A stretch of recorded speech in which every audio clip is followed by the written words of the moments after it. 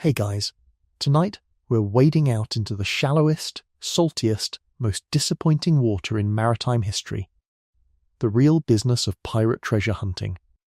Not the map with the burned edges, not the X, not the chest of doubloons sitting politely under a palm tree waiting for someone with a shovel and a good hat.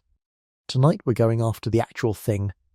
Men holding their breath in 40 feet of Caribbean water above a wreck that had been rotting there for 46 years, coming up with silver bars the size of loaves of bread, and dying of it. Welcome to the Silver Bank, north of Hispaniola, in the winter of 1687, where a Boston-born ship's carpenter named William Phipps hauled up something like 32 tons of Spanish silver, took home roughly £11,000 for himself, and got knighted for it, which at the time made him the most successful treasure hunter who had ever lived, and the reason everyone else went insane. So dim the lights, get under something heavy. If you've got a fan, let it turn low and steady, the way wind moves through rigging when a ship is barely making way, that soft, salty below-decks hum. And notice, just for a second, that you're warm right now, and dry, and that nothing in this room is trying to sink. None of that will be true where we're going. Now let's ease into tonight's journey together. Start with a man standing on a wooden deck in the middle of the ocean, watching the sea for a colour change. That's the whole job in the beginning. Not digging, not deciphering, watching water. The Caribbean over deep ocean is a blue so dark it reads almost as ink, and then without much warning, it goes turquoise, then pale green, then a sick. Milky white, and that white is coral reef sitting 3 or 4 fathoms below your keel, close enough to open a hull like a tin. Sailors spent their entire careers learning to avoid that colour. William Phipps spent the winter of 1686 and 1687 hunting for it on purpose. He was looking for a wreck, a specific one. The Spanish treasure galleon Nuestra Señora de la Pura y Limpia Concepción, which had gone down on a reef north of Hispaniola on the 31st of October 1641, badly overloaded, badly commanded, and badly repaired after a hurricane. Something over 500 people died. The exact number is one of those figures that shifts depending on which colonial account you read, which is a warning you should file away early tonight, because we are going to be spending a lot of time in the gap between what people said happened and what can actually be proven. By 1687, the wreck had been underwater for 46 years. Coral had grown over it. 2 generations of Spanish and English and Dutch salvors had gone looking and come home with nothing. The site had no name that anyone agreed on, and no position that anyone could reproduce, and the man now hunting it was the son of a gunsmith from the Maine frontier who had learnt shipbuilding, not navigation, and who could reportedly barely write. Here's the thing about treasure hunting in the 17th century. It wasn't a hobby. It was a chartered, financed, legally structured business venture with investors and a percentage split, and it was closer to venture capital than to adventure. And the first thing it required was patience of a kind that would break most people. Phipps had already failed once, and that failure is the part everyone skips. In 1683, he had talked the English Admiralty into lending him a Royal Navy frigate, the Rose of Algiers, on the strength of a rumour and a very confident manner. He sailed to the Caribbean. He found nothing. He also very nearly lost the ship to his own crew, who had signed on expecting silver and instead got months of sounding a reef, and who worked out among themselves that a well-armed frigate in the West Indies had other, faster uses. Phipps put down the mutiny. Accounts differ on exactly how, though the general shape of it is in the records, and came home with an empty hold and a ruined reputation with the Navy. That should have been the end of it. The Admiralty was finished with him. What he found instead was a syndicate, private investors, headed by Christopher Monk, the second Duke of Albemarle, who put up money for a second attempt on the understanding that the Crown would take 1/10, and the investors would take most of the rest. This is the shape of essentially every treasure expedition you will hear about tonight, from 1687 to the present. Somebody with a theory, somebody else with money, a contract dividing something that does not yet exist and may never exist, and a crew being paid in the currency of maybe. Phipps sailed again in September 1686 with 2 vessels, the James and Mary and the Henry of London, and a plan that was really just a method: work the reef in a grid, use small boats in the shallows, and ask everyone. Spanish records. Local pilots. Fishermen. Anyone in Hispaniola or Puerto Plata who might have heard a grandfather's story about where the big ship struck. It was, in the most literal sense, cold outreach. Rowing up to strangers and asking if their family remembered a shipwreck. And for months, the answer was no. Picture this. It's January. You're in a small boat, an open shallop maybe 20 feet long, over water so clear it stops feeling like water and starts feeling like a lens.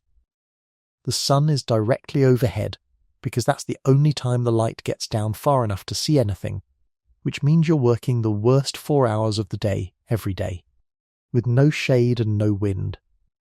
The reef beneath you is a maze, coral heads rising like broken teeth, sand channels between them, sea fans moving in a current you can't feel from the surface. You've been doing this since October. Your hands are cracked white from salt. Your eyes hurt. And what you are looking for, specifically, is not gold. It's a shape that doesn't belong. A straight line in a place with no straight lines. A right angle. Because 46 years of coral growth turns a wooden ship into a reef, and a reef into a rumour. The break, when it came from below, one of the divers. The accounts here are frustratingly thin about who, and the men who did the actual work were mostly native divers, and enslaved or free black divers hired or coerced from the Bahamas and the Caribbean coast, which is precisely why their names weren't written down, surfaced with something in his hand. In the standard version of the story he had gone down for a sea feather, a decorative bit of coral, and came up having noticed something underneath it. The something was a growth of coral with a hard, heavy, unnatural core. They broke it open on the deck.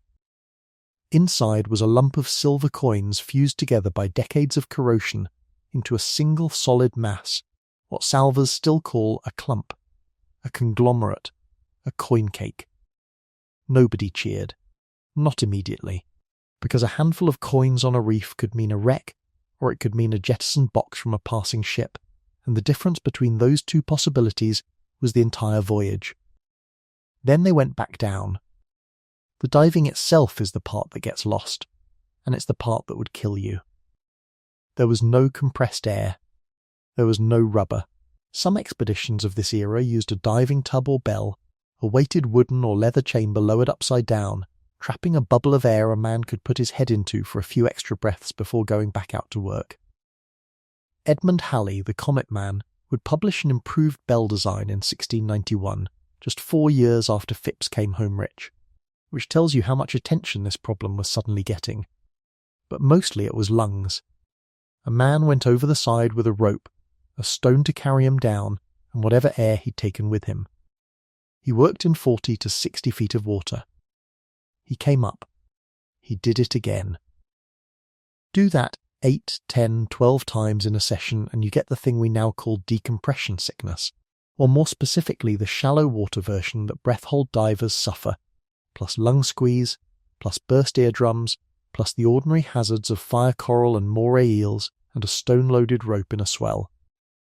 The men doing this work were the most skilled people on the expedition, and the least documented. Spanish salvage in the Caribbean had run on indigenous and enslaved African divers for a century and a half by 1687. There are Spanish colonial records that treat skilled pearl and wreck divers as valuable property, valued in pesos, listed with their capabilities the way you'd list a ship's rating. Let that sit for a second. The single most dangerous, most technical job on the entire operation, and the labour pool, was people who had not chosen to be there. Phipps got a knighthood. There is no list of their names. By the end of the 3rd week over the wreck, the deck of the James and Mary had stopped looking like a ship and started looking like a foundry. Because the silver did not come up as coins, Mostly it came up as sows and pigs, cast bars, some weighing 60 or 70 pounds apiece, and as those coral welded clumps, which had to be broken apart with hammers and chisels on deck.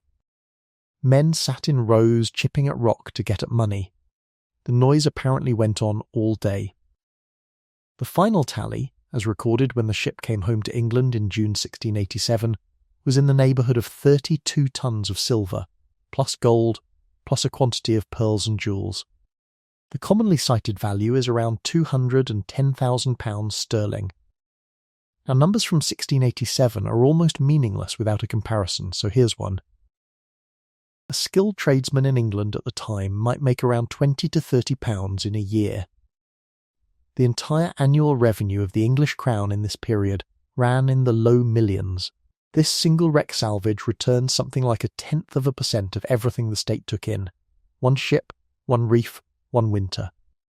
The Duke of Albemarle's share reportedly ran to about £90,000. The crown took its tenth.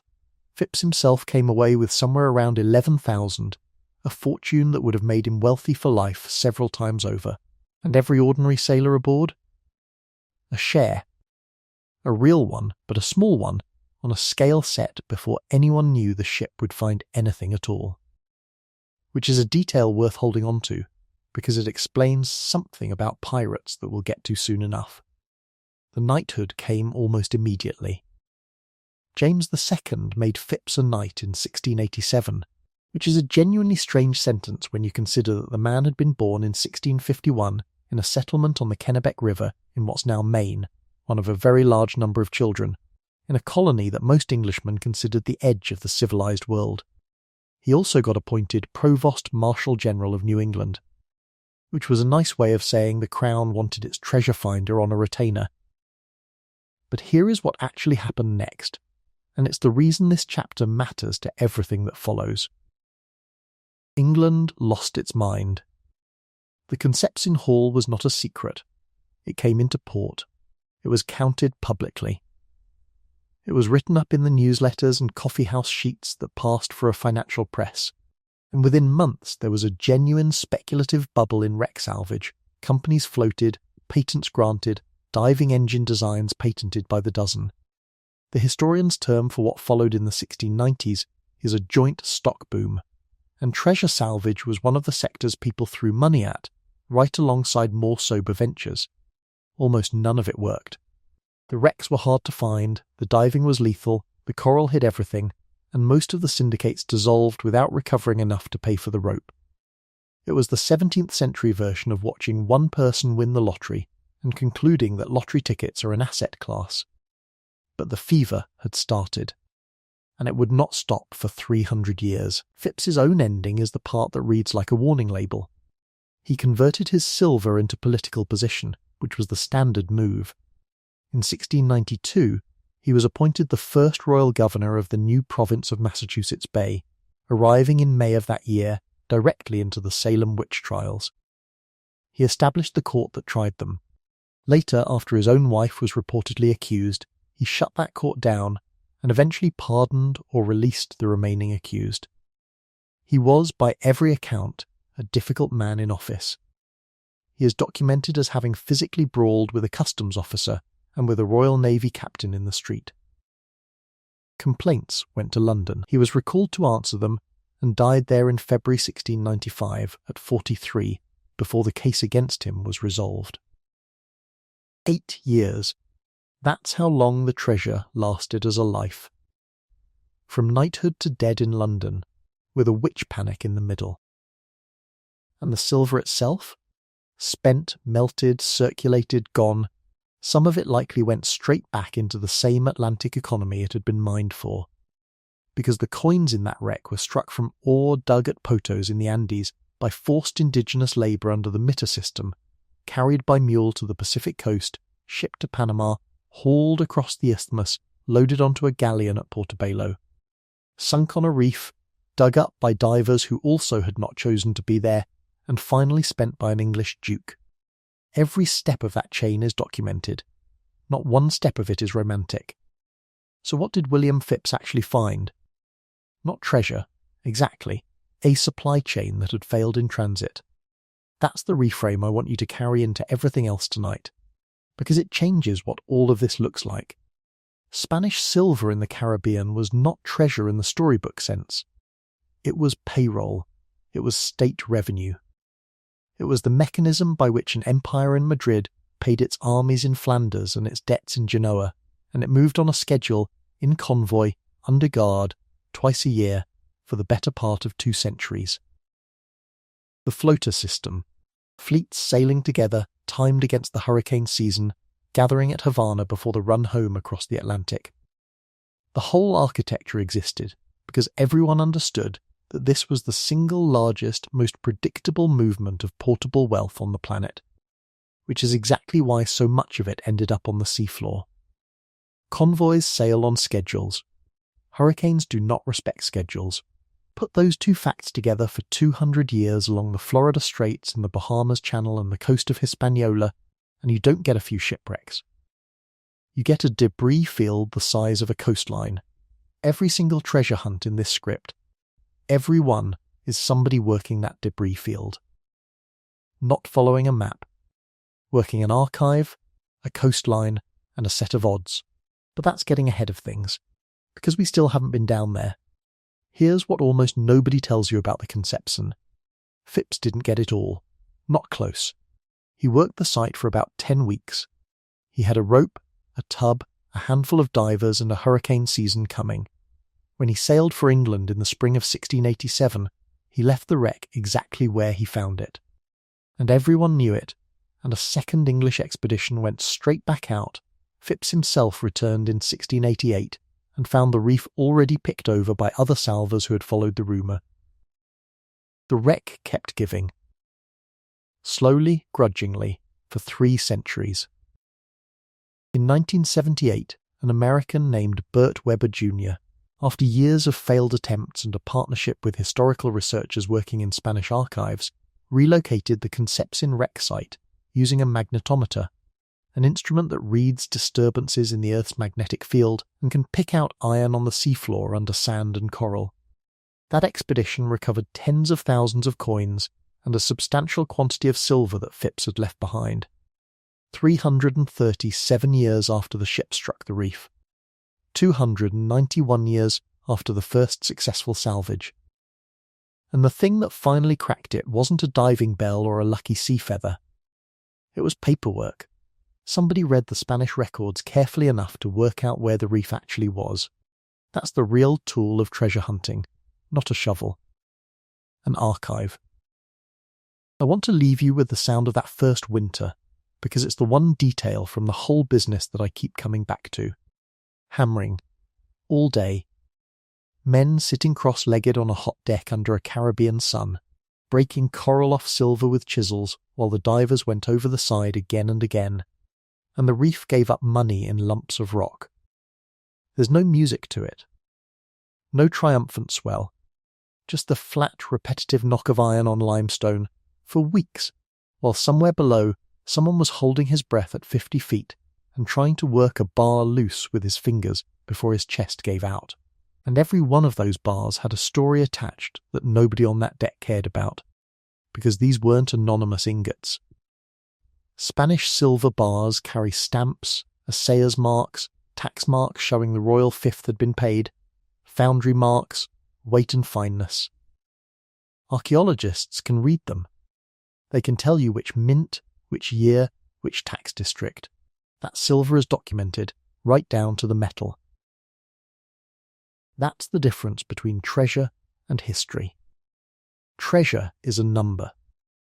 History is a stamp on the underside of a bar that lets you trace a specific lump of metal from a mountain in Bolivia to a reef north of Haiti to a Duke's account book in London. Phipps found the number. It took 3 centuries of other people to find the history, and it made him a knight, a governor, and a corpse in London at 43, all inside 8 years.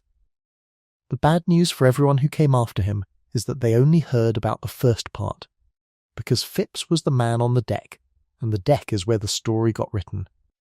Down below in 50 feet of water was where the actual work happened, and where the actual dying did. So let's go down. The first thing is the pressure in your ears. Not pain, not yet. Just a dull, spreading fullness about 8 feet under, like someone has pressed the heels of their hands over both sides of your head. You've learned to swallow against it, or to hold your nose and push. Everyone learns some version of this, and nobody has explained to you why it works.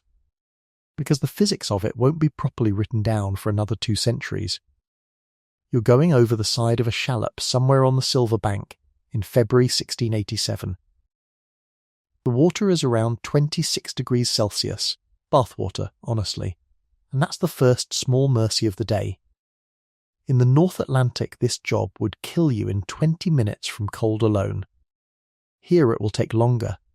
You're holding a stone, not a small one, 20 pounds or so, roped so you can let it go, because the fastest way down is to let the rock do the work. A slow descent burns the air in your chest. A fast one gets you to the bottom with something left. Above you, a man on the boat is counting. Not aloud, necessarily, just counting, the way everyone on the surface counts when a diver goes down and doesn't come up.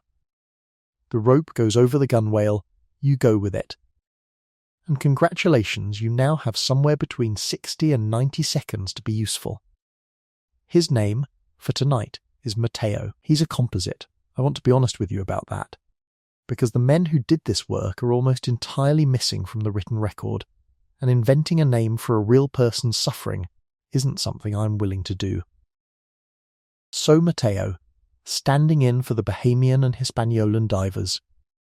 Some free, some enslaved, some pressed into it, who made every Caribbean salvage operation of the 17th century possible. He's maybe 30. He's been diving since he was 9.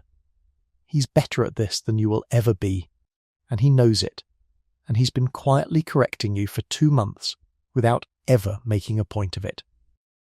The thing he does that you've started copying, before he goes down, he breathes, not fast panicked gulping, slow, deep, deliberate, 6 or 7 times, then one long one held at about 80%. Modern freedivers call this a breathe up, and they can explain exactly why it works. Matteo can't. He just knows that the men who gulp come up early, and the men who breathe come up with a bar. He also has a habit you've noticed. Every time he surfaces, before anything else, he touches the side of the boat with the flat of his hand, not for balance, just a touch. Then he hands up whatever he's brought. You've never asked why. On a crew like this, asking why about a man's small rituals is a way of announcing that you think he might be about to stop needing them. 3 days ago, he pulled you off a coral head by the wrist when you got turned around in the sand cloud your own hands had made. He didn't mention it after. That's the whole friendship. That's what it looks like out here. 50 feet down, the colour leaves. That's the part nobody prepares you for. Red goes first. At 30 feet, a cut on your hand bleeds a dull green-brown because the water has eaten the red out of the light. By 50, the whole world is blue and grey and the sand glows faintly, and the coral heads look like the ruins of something built rather than something grown. The wreck is not a ship. Get that out of your head immediately. 46 years underwater in warm salt water means the teredo worms have eaten every piece of exposed timber, and the coral has grown over everything else. What you're looking at is a low, irregular mound with straight edges hidden inside it. Ballast stones in a rough pile, a cannon encrusted into a shape that could be a log, and in the sand channels between the coral, the heavy things that sank straight down and stayed. Bars. You get your fingers under one. It's the size and shape of a loaf of bread, and it weighs about 60 pounds in air, and rather less down here, which is the only reason this is possible at all. Your chest starts to signal at about 40 seconds. Not panic. A tightening. A message. You've got the bar in the rope sling. You tug twice. Above, someone starts hauling. And you follow it up, slower than you want to, because the men who go up fast are the men who come up bleeding from the nose. By your 5th week on the bank, you have stopped counting the dives. That's the time marker that matters. and it's the one that makes this job so quietly murderous. The danger of breath hold diving isn't any single descent, it's the 60th one this week. It's doing 8 dives to 50 feet in a morning, resting an hour, and doing 8 more, day after day, until the nitrogen your body absorbed on the way down has nowhere to go on the way up. Modern medicine calls one version of this taravana a decompression illness documented in Pacific pearl divers, producing dizziness, paralysis, and sudden death in men who were, by every visible measure, the fittest people on the boat. Nobody on the James and Mary has a word for it. What they have is a set of observations, that some men get clumsy in the afternoons, that some men come up and can't find the boat, that some men lie down on the deck and don't get up. And they have a theory, which is that this is what happens when a man is unlucky. Here's what you notice instead, without ever putting it into a sentence. The ones who go down 12 times are worse off than the ones who go down 8. And nobody is choosing how many times they go down. Matteo goes down more than anyone, because he's better at it. That's how this works. The smell on deck when you surface is the second thing. Salt, obviously, and hot wood, and tar from the standing rigging softening in the sun. But under it, coral. Broken coral has a smell, briny and faintly organic and sweetish, like a tide pool going over, and by February the deck is covered in the stuff, chipped off the clumps in a growing pile of white and grey rubble. Men sit in that rubble with chisels. This is the other half of the operation, the half that doesn't require lungs, and it's where the ship's carpenter, the cooper, the boys, and the men whose ears have gone all end up. You're handed a hammer on your 7th week. Not as a promotion, as a diagnosis, because you came up on the Tuesday with blood in your left ear and couldn't hear properly on that side for 2 days, and the man running the divers, who is not a doctor and is not pretending to be one, looked at you and made a decision that in the modern world would be made by an otolaryngologist with an otoscope. So now you chip. And here's the strange part. You're grateful. The pile in front of you is a conglomerate about the size of a footstool, coral grown solid around what turns out to be roughly 400 silver coins. And every strike of the chisel takes 1 more day off the number of times you have to go back down. You're not chipping for treasure, you're chipping for retirement. 3 months out from England, the arithmetic of the voyage becomes the only conversation anyone has.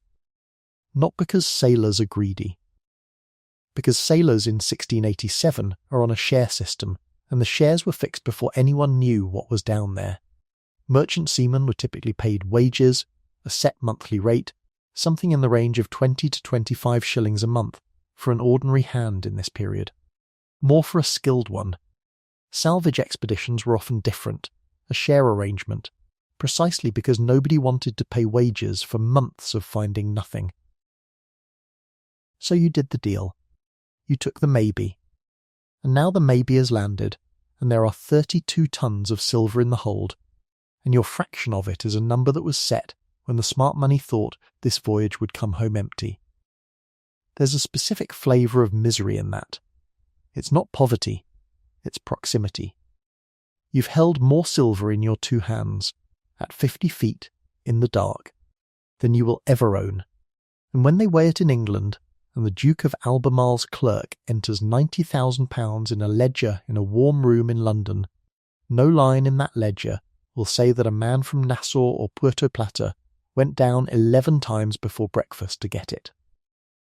The clerk isn't cruel. He just doesn't have a column for it. What do you eat on a treasure hunt?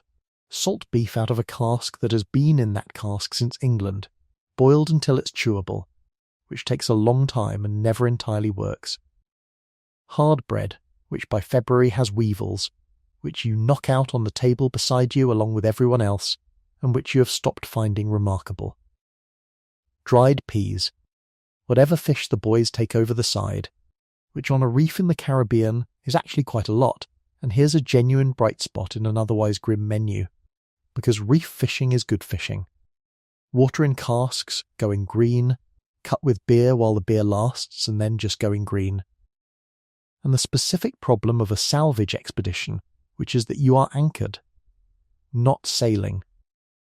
Anchored over the same reef for months. A sailing ship touches land.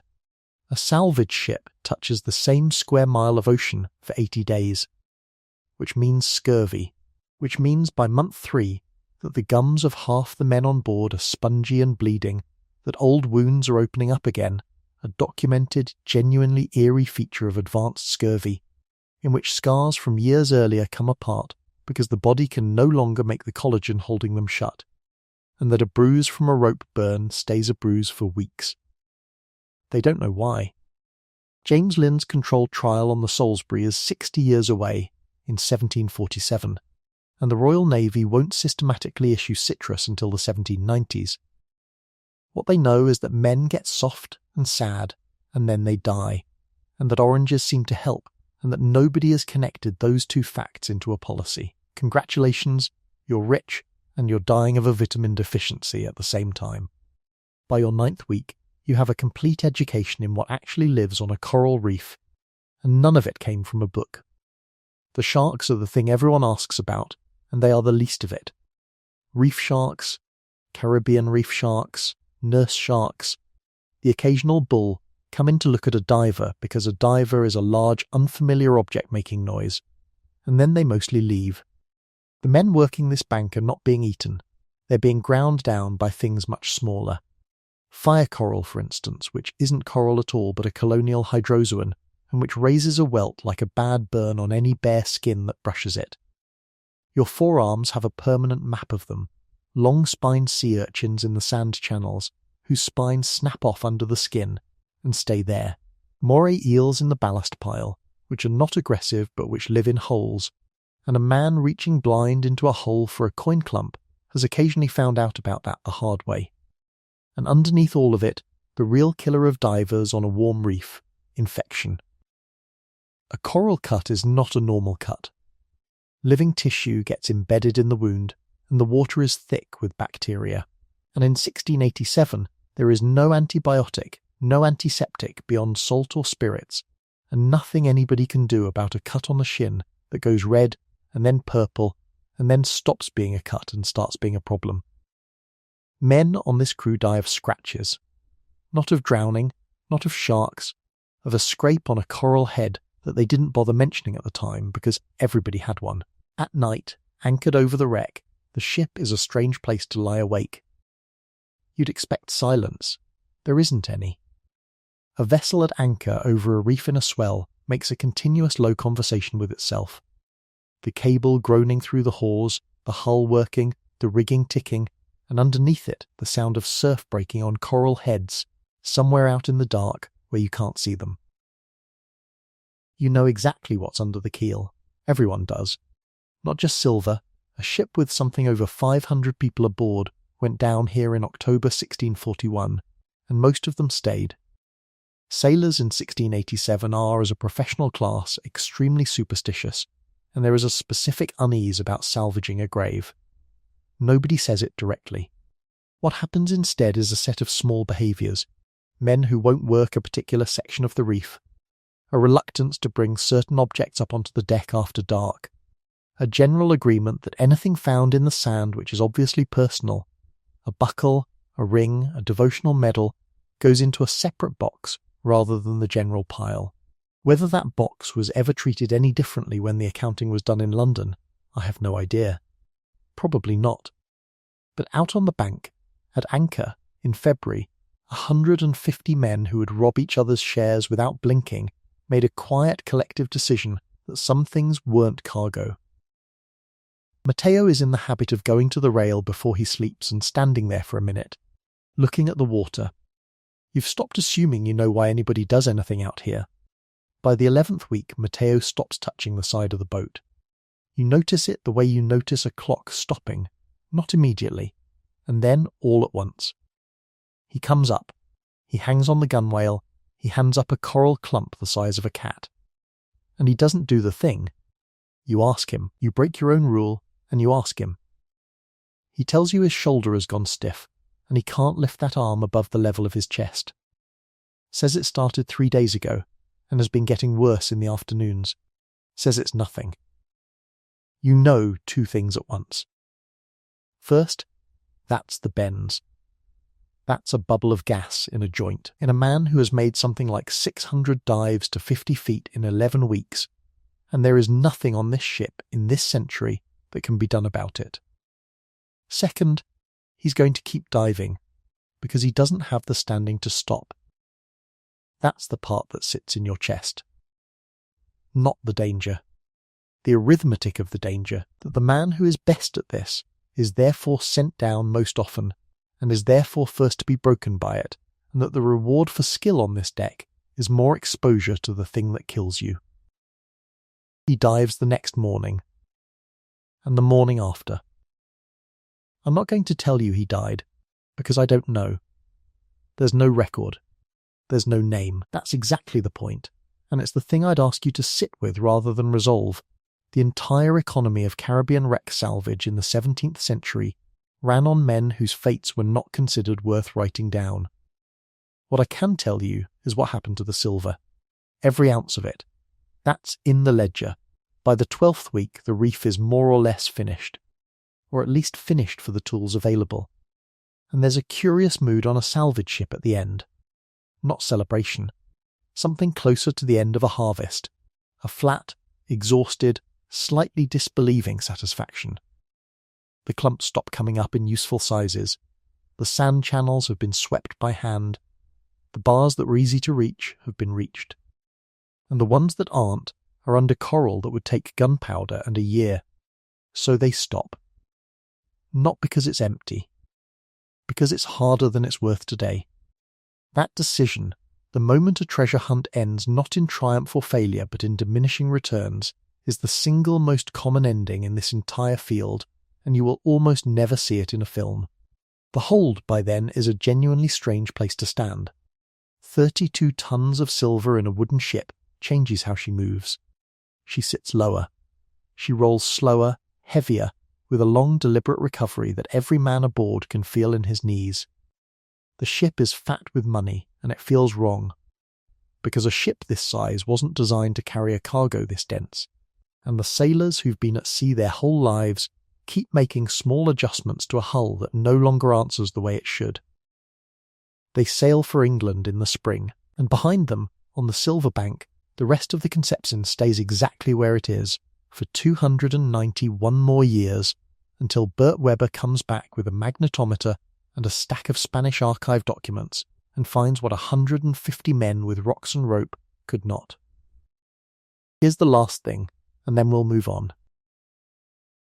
When the James and Mary came into the Downs in June 1687 and the news went up to London, crowds reportedly gathered to see the silver unloaded.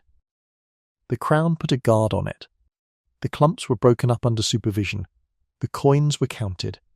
And a country that had been arguing bitterly about religion and succession and money stopped for a few weeks and looked at a pile of Spanish silver on an English dock and thought, collectively, one clear thought: it's real. It's actually down there. And a nobody from Maine went and got it. That thought is the origin point of everything else in this script. Not the Jolly Roger. Not the chest. That, because from 1687 onward, every governor, every merchant, every out-of-work sailor in the Atlantic world knew, not believed, knew, that the sea floor of the Caribbean was paved with silver, and that the only thing standing between them, and it was equipment and luck. Most of them had neither.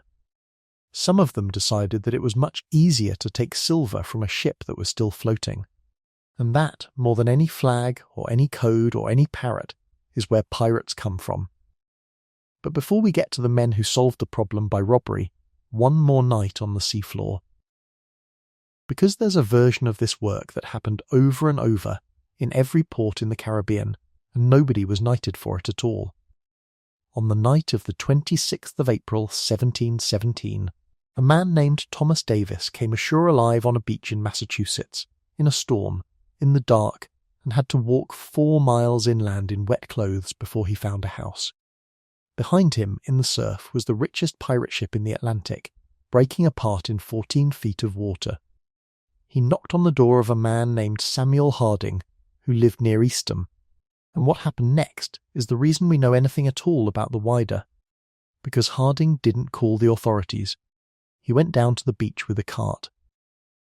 This is the story of the Wider Galley, the only pirate treasure ship ever positively identified on the seafloor, and the wreck that spent 267 years proving that pirate treasure hunting is real, is possible, and will consume your entire life. She had started as a slave ship.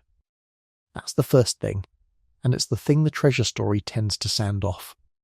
Built in London in 1715, roughly 100 feet long, 300 tons, 18 guns, a purpose-built vessel for the triangular trade, named after Ouidah on the coast of what is now Benin, one of the largest slave-trading ports in West Africa.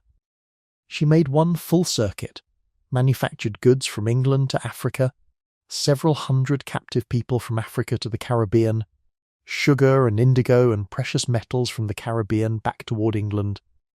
She was on that final homeward leg, in the Windward Passage between Cuba and Hispaniola, in late February 1717, when Samuel Bellamy caught her.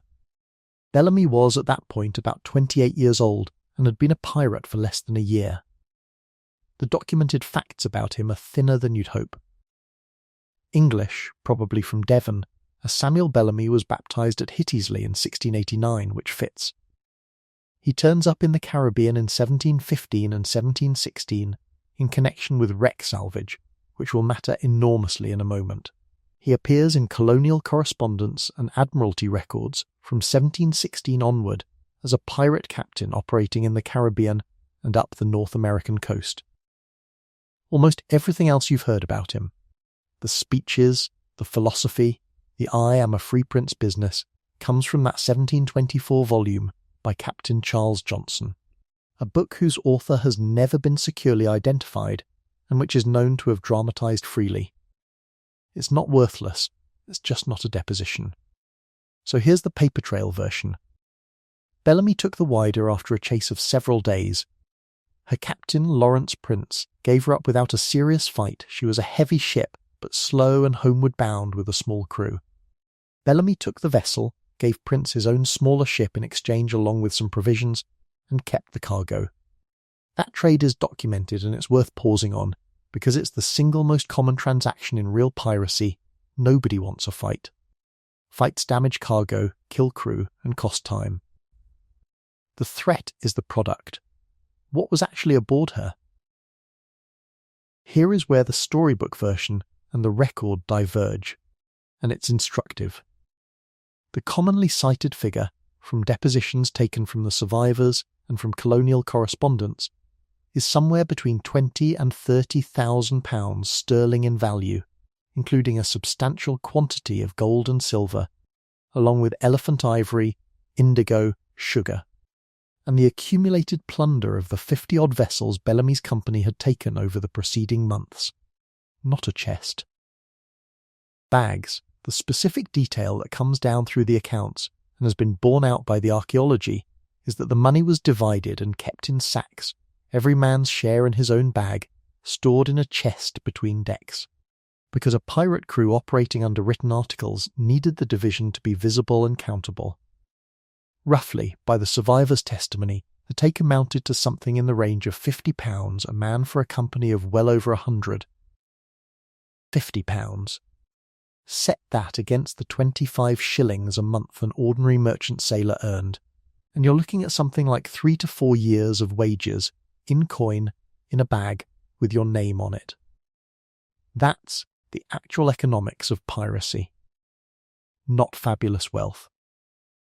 A number that made the arithmetic of a very short life look, briefly, worth it. The Wider came north through the spring of 1717, taking prizes as she went.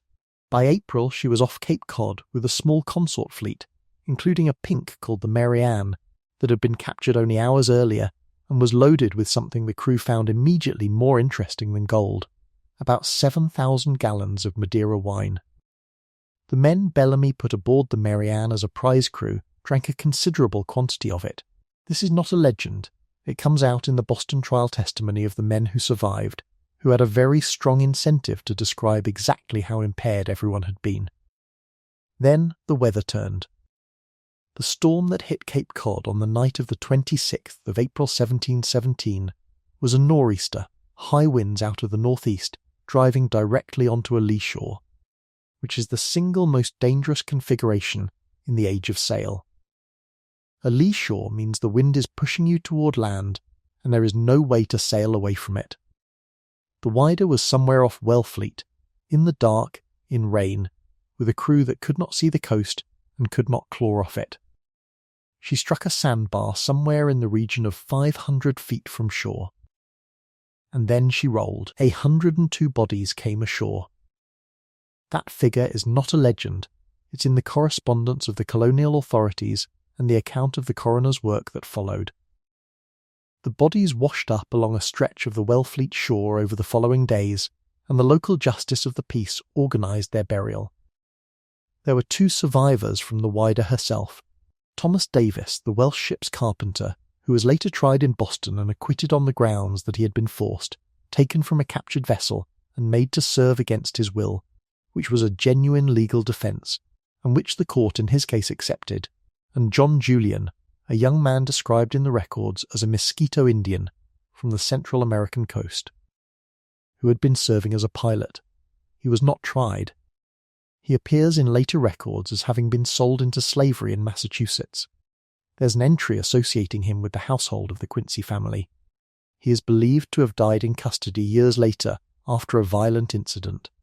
2 men out of 146. And the difference in what happened to those 2 men afterward, one acquitted and released, one sold, is not a detail about pirates. It's a detail about 1717.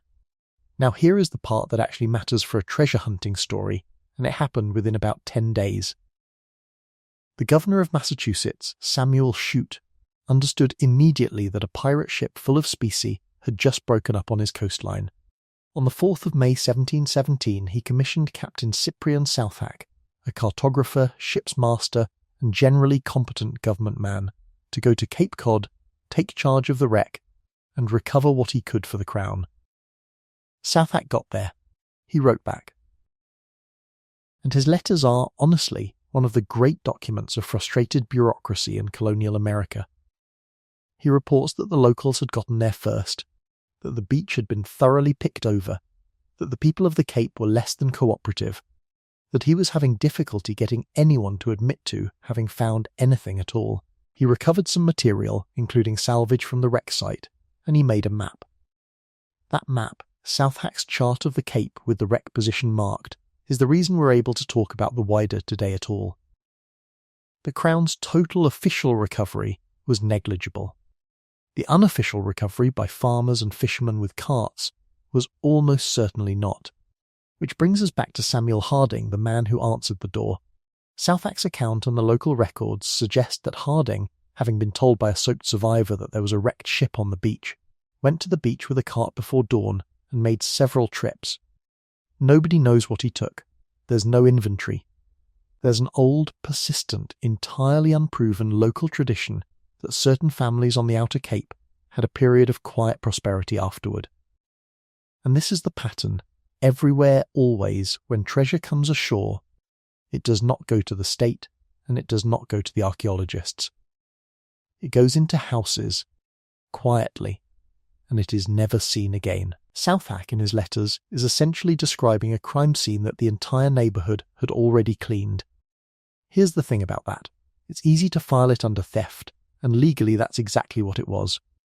But the Outer Cape in 1717 was a subsistence coastline of fishermen and farmers on thin sandy soil, and what washed up on the beach had by long custom been considered the beaches.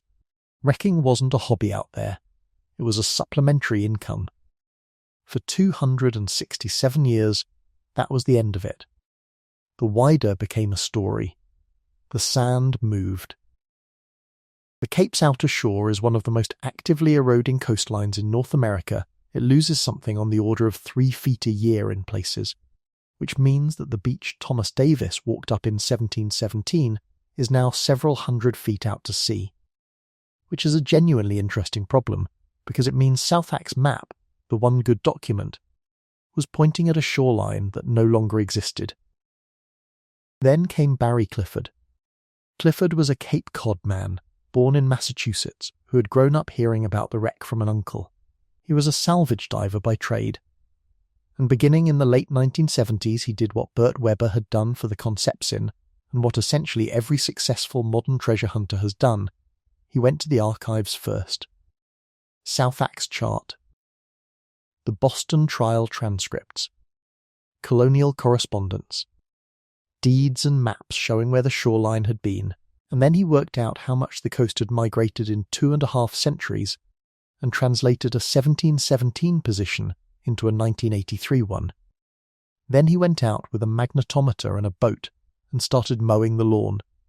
That phrase, mowing the lawn, is what salvers call the actual work, and I want you to sit with how unglamorous it is.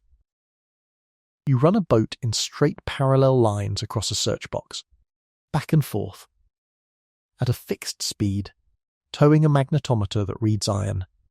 You do this for hours, then days, then months, and every hit gets logged and flagged and then investigated by divers who go down into water so full of suspended sand that visibility is measured in inches. Off Wellfleet the water is cold, you're in a wetsuit or a dry suit and it's still cold, and the bottom is sand in motion. Objects are buried under 3, 6, 10 feet of it. So Clifford's team used a device called a mailbox, a large elbow-shaped duct clamped over a boat's propeller wash that redirects clean water downward, blowing a crater in the seafloor. You are, functionally, using a ship's engine as a shovel. The first significant recoveries came in 1984. Cannon coins then, in 1985, the object that ended the argument. A bell. Encrusted, corroded, unremarkable looking. Cleaned in a conservation lab, it carried a raised inscription, the ship's name and the year 1716. That bell is, as far as I'm aware, the single most important artifact in the history of pirate archaeology. And the reason is almost boringly technical. Before 1985, there was no positively identified pirate shipwreck anywhere in the world. Plenty of candidates. Plenty of claims. Nothing that could be nailed to a specific vessel with a specific documented pirate history. Ships get identified by name-bearing objects, a bell, a maker's plate, a ship's seal. Everything else is inference. So when that bell came out of the conservation tank, with the name legible, an entire field of study came into existence in a single afternoon, and what the site has produced since then is not, in the main, treasure, it's evidence. Tens of thousands of artefacts, coins from multiple mints, gold in worked African forms, including jewellery apparently cut into pieces for division, which is itself a piece of evidence about how a pirate crew handled a share-out, cannon, navigational tools, cufflinks, shoe buckles, pewter, bone-handled knives. And the fragment I can't shake.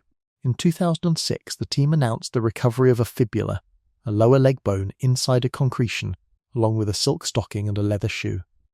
The bone was small. Analysis suggested a child, somewhere in the range of 8 to 11 years old.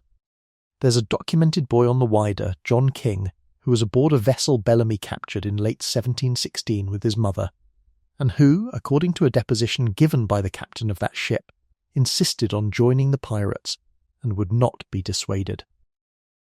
His mother's protests are in the record. So is the detail that the child threatened to harm himself if he wasn't allowed to go. Whether the bone is John King's has not been proven. Seen a recovery from a bone that spent 290 years in salt water and sand is enormously difficult. The identification is circumstantial, the right age, the right wreck, a child of means judging by the silk. So, probably, not certainly, but somewhere in that surf, on the night of the 26th of April 1717, a boy of about 9 years old who had begged to go to sea with pirates went into the water in a silk stocking and a good leather shoe. That's not a joke I'd make a joke about. Barry Clifford has been working that site, on and off, for over 40 years. Think about that as a life, not a summer's adventure. 4 decades of the same square mile of cold, cloudy Atlantic bottom. in a place where storms rearrange the seafloor annually and every gale scatters what you found last season. The recovered material has been the subject of ongoing legal, scholarly and public argument over who owns it, over whether commercial salvage and archaeology can coexist, over how much of it should be sold and how much preserved as a collection. That argument is real, and I'm not going to pretend it's settled. There are archaeologists who consider commercial treasure salvage fundamentally destructive, and salvers who point out that without private money, most wrecks would simply never be found at all. What is not in dispute is this: the ship is real, the site is real, and the identification holds. And the total value recovered? Nothing remotely like the £20,000 to £30,000 the survivors described. The sea got most of it. Then the storm scattered what the sea left. Then the sand ate what the storm scattered. And then a coastline that moves 3 feet a year carried the whole problem out into deeper water. There's a version of this story that ends in triumph, and I don't think it's the honest one. The honest one is this: a ship built to carry enslaved people was captured by a company of men who had chosen a life expectancy measured in months. She sank in a storm within sight of land with 144 of them aboard. 2 lived. 1 was acquitted, 1 was sold. The money went into farmers' carts and disappeared into the households of a poor coastline. A government agent arrived 9 days later with a commission and a map and got nothing but a polite runaround. And 267 years later, a diver with a magnetometer found her by reading that agent's paperwork. There's no chest. There's no map with an X. There's a chart drawn by a frustrated colonial official, a set of trial depositions, and a coastline that had to be mathematically rewound to 1717 before anyone could look in the right place. That's what pirate treasure hunting actually looks like. It looks like archival research followed by weather. But we've been talking about pirate treasure as though it were mostly gold. On the actual decks of actual pirate ships, gold was the rarest thing they ever took. So let's find out what they were really carrying. The smell is the first thing that tells you what you've caught. Not gunpowder, that's already blown downwind. Not blood, usually. Most prizes are taken without a shot, which is the whole point of the flag. What comes up out of a freshly opened hold in the Caribbean, in the heat, is sweet and thick and slightly rotten, and it means sugar. Molasses in casks. Sometimes it's the sharp vegetal reek of indigo. Sometimes it's the dry dusty tang of logwood, which is a dye wood, and which smells like a woodshop. You are standing on the deck of a captured merchantman in, let's say, 1718, somewhere between Nassau and the Windward Passage. The prize surrendered 9 minutes after you ran up the black flag.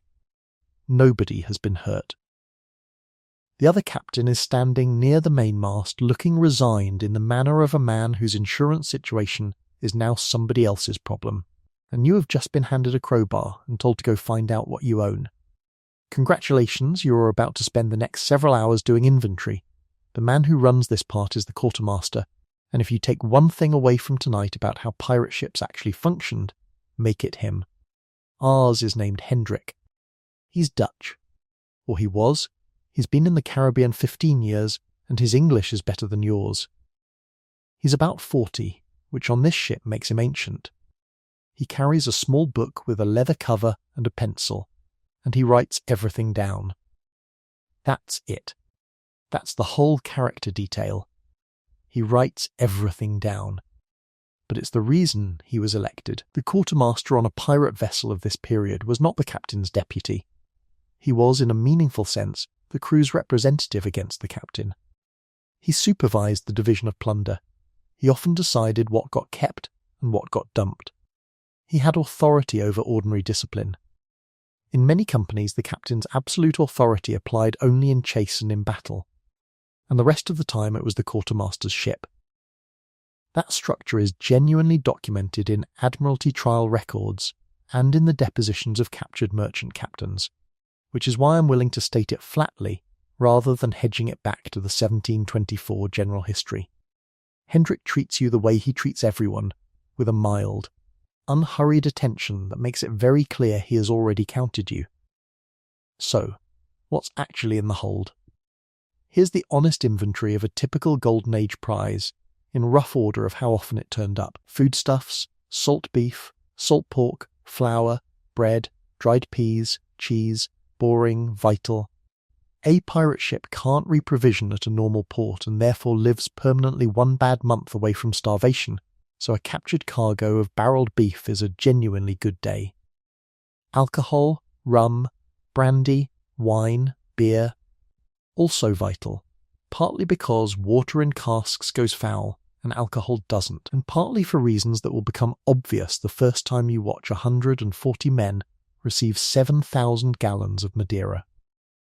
Raw materials: sugar, molasses, indigo, cochineal, logwood, tobacco, ivory, hides, cotton, valuable, but heavy, bulky, and critically, very hard to sell without a friendly merchant on a friendly island. Ship's stores: rope, canvas, spare spars, tar, pitch, nails, anchors, and above all sails. A ship is a machine that consumes canvas and cordage constantly, and a pirate can't just order more. Weapons and powder. Medicine chests. And then, somewhere near the bottom of the frequency list, coin. By your second prize, you've learnt the most counterintuitive fact of the trade. The best thing you can capture is not money. It's a medicine chest. A ship's medicine chest in 1718 contained mercury preparations, opiates in the form of laudanum, purgatives, herbal compounds, lancets for bleeding, tourniquets, saws. Most of it was useless or worse than useless by modern standards. All of it was irreplaceable. Because pirates could not go to a chemist. They couldn't walk into Port Royal and buy a surgeon's kit without explaining themselves. And they had a disease profile that would horrify a modern epidemiologist: tropical fevers, dysentery, infected wounds, and the venereal diseases that circulated relentlessly in port towns, for which the 18th century's best answer was mercury, a treatment that poisoned you slowly while attacking the disease. There's a documented case that gets cited constantly, and it's cited constantly because it's so revealing: Blackbeard's blockade of Charleston Harbour in May 1718. He took hostages and held the port, and what he demanded as ransom was a chest of medicines. Not gold. Medicine. That's the actual priority list of a pirate captain with leverage over a colonial city. Hendrik, when the chest comes up out of this prize's cabin, opens it, checks the contents against nothing at all because he has no list, and then writes down every single item in his little book anyway. Now the ugly part, and it's the part that gets skipped. Some prizes carried people. The Atlantic in 1718 was a slaving economy, and a pirate cruising the Windward Passage or the coast of West Africa would encounter slave ships regularly. The Wider herself was one. What happened to the captive people aboard a captured slaver varied, and the honest answer is that it varied in a way that does not flatter anybody. Some were sold. Pirates sold human beings through the same corrupt colonial channels they used to sell sugar, and the documentation for this is unambiguous. It appears in trial records and in governor's correspondence. Some were kept aboard and put to work, often in the hardest and least skilled roles, and some joined.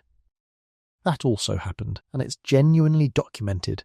Crew lists and trial records from this period show men of African descent serving aboard pirate vessels, sometimes in substantial proportions. Estimates drawn from trial records and depositions suggest that on some ships a quarter or more of the company were black.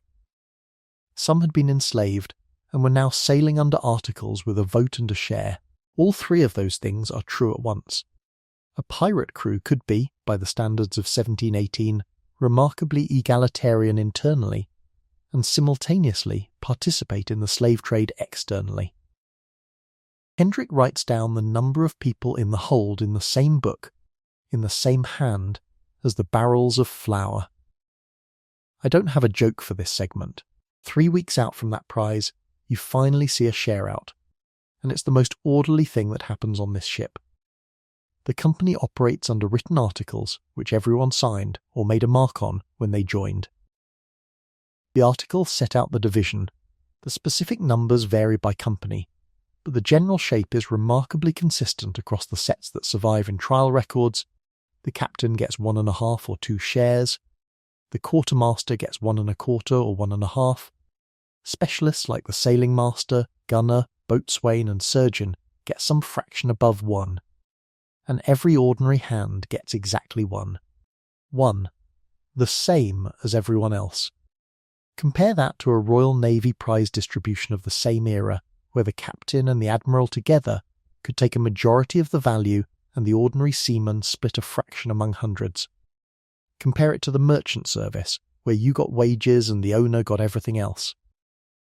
Now, don't over-romanticize it. This wasn't political philosophy. It was a stability mechanism, a system designed by men with no legal recourse whatsoever to prevent the one thing that would destroy them fastest, which was each other. If you can't sue, you need a rule everyone can see. But the effect is the effect. On the deck of a hanged man's ship, a sailor got a vote and an equal share. He got almost nothing else, ever, anywhere. The articles also contain something that I'd argue is the most quietly astonishing document in the whole period. A compensation schedule. Lose a right arm, and you were paid out a set sum before the general division. Lose a left arm, less, a leg, less again. An eye or a finger, a smaller amount still. The best-known version of this scale, with figures like 800 pieces of 8 for a right arm scaling down to 100 for an eye, comes to us through that 1724 general history, so I'd flag it as the popularised version rather than the archival one.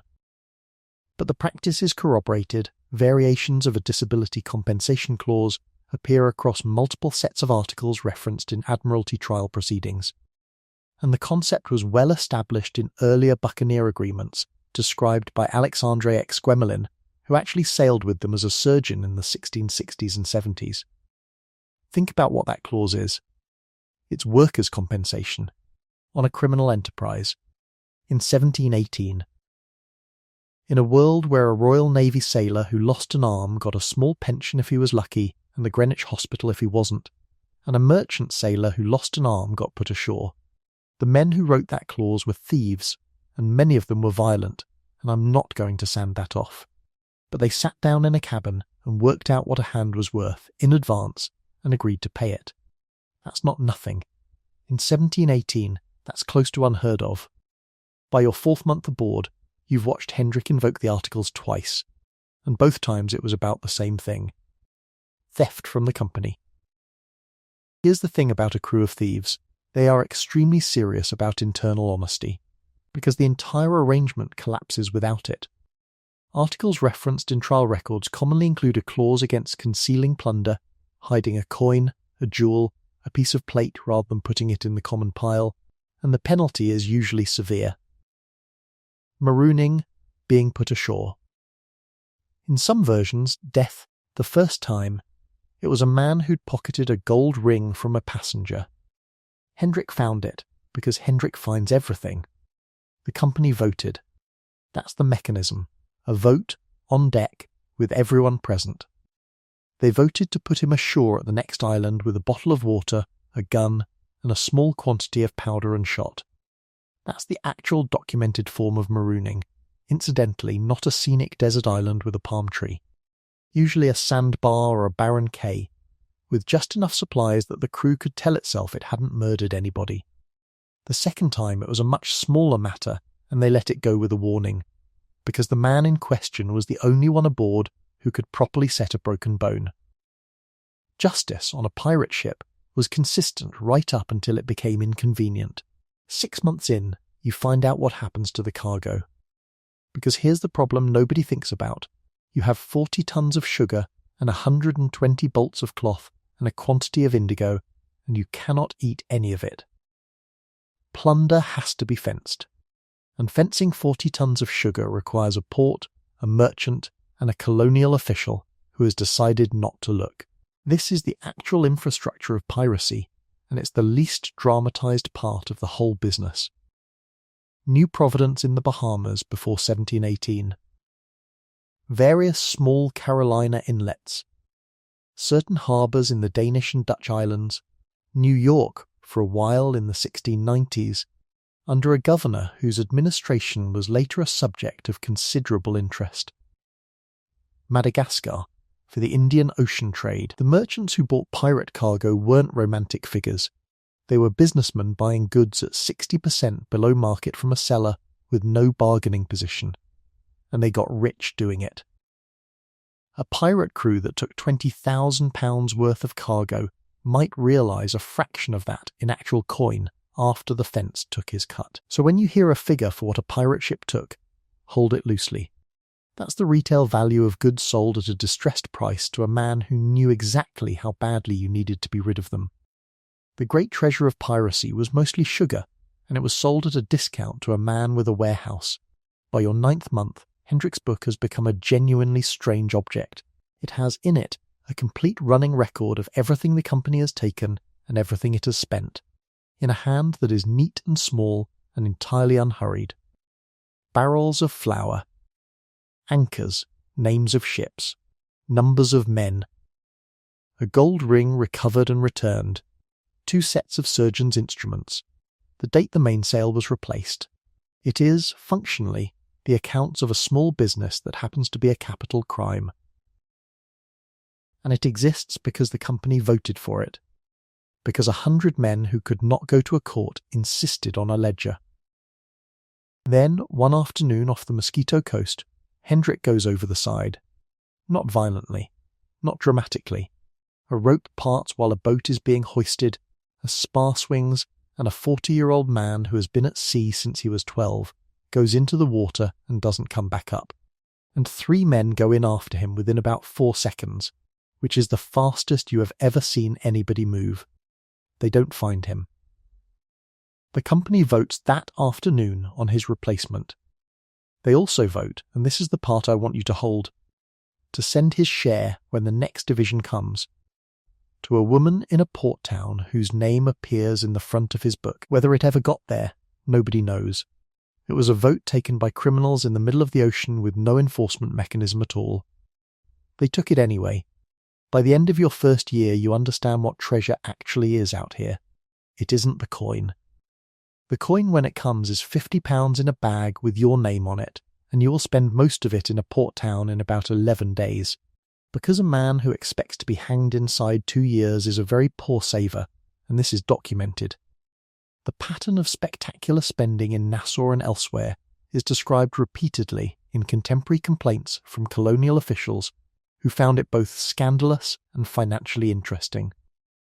The treasure is the sails, the rope, the barreled beef, the medicine chest, the water casks, the nails. The treasure is anything that lets the ship keep floating, because the ship is the only thing standing between you and a rope in a harbour. And the deepest treasure of all, the one nobody wrote a song about, is the book, the articles, the vote, the share, the ledger. The promise that if you lose an arm, someone has already decided what an arm is worth. You are a criminal on a stolen ship in a hurricane belt with a life expectancy of about 2 years. And you have more say in your own life than almost any working man in the Atlantic world. That's the trade. That's what people actually bought when they signed. But there was one man who genuinely did bury treasure, in the ground, on an island, in a hole, and it did him no good whatsoever. On the 23rd of May 1701, at Execution Dock on the Thames at Wapping, they hanged William Kidd. The rope broke.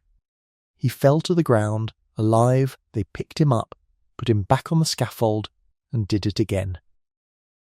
Afterward his body was tarred, fitted into an iron cage, and hung at Tilbury Point where the ships came up the estuary, so that every sailor entering London would see what the Admiralty thought of piracy. He hung there for years, and roughly 18 months before that, on Gardiner's Island off the eastern end of Long Island, this same man had done the one thing that every pirate in the popular imagination does, and that almost no real pirate ever did. He buried treasure. This is the story of Captain Kidd's buried treasure, the only well-documented pirate cache in the historical record, the one that everybody's been digging for ever since, and the reason nobody should be.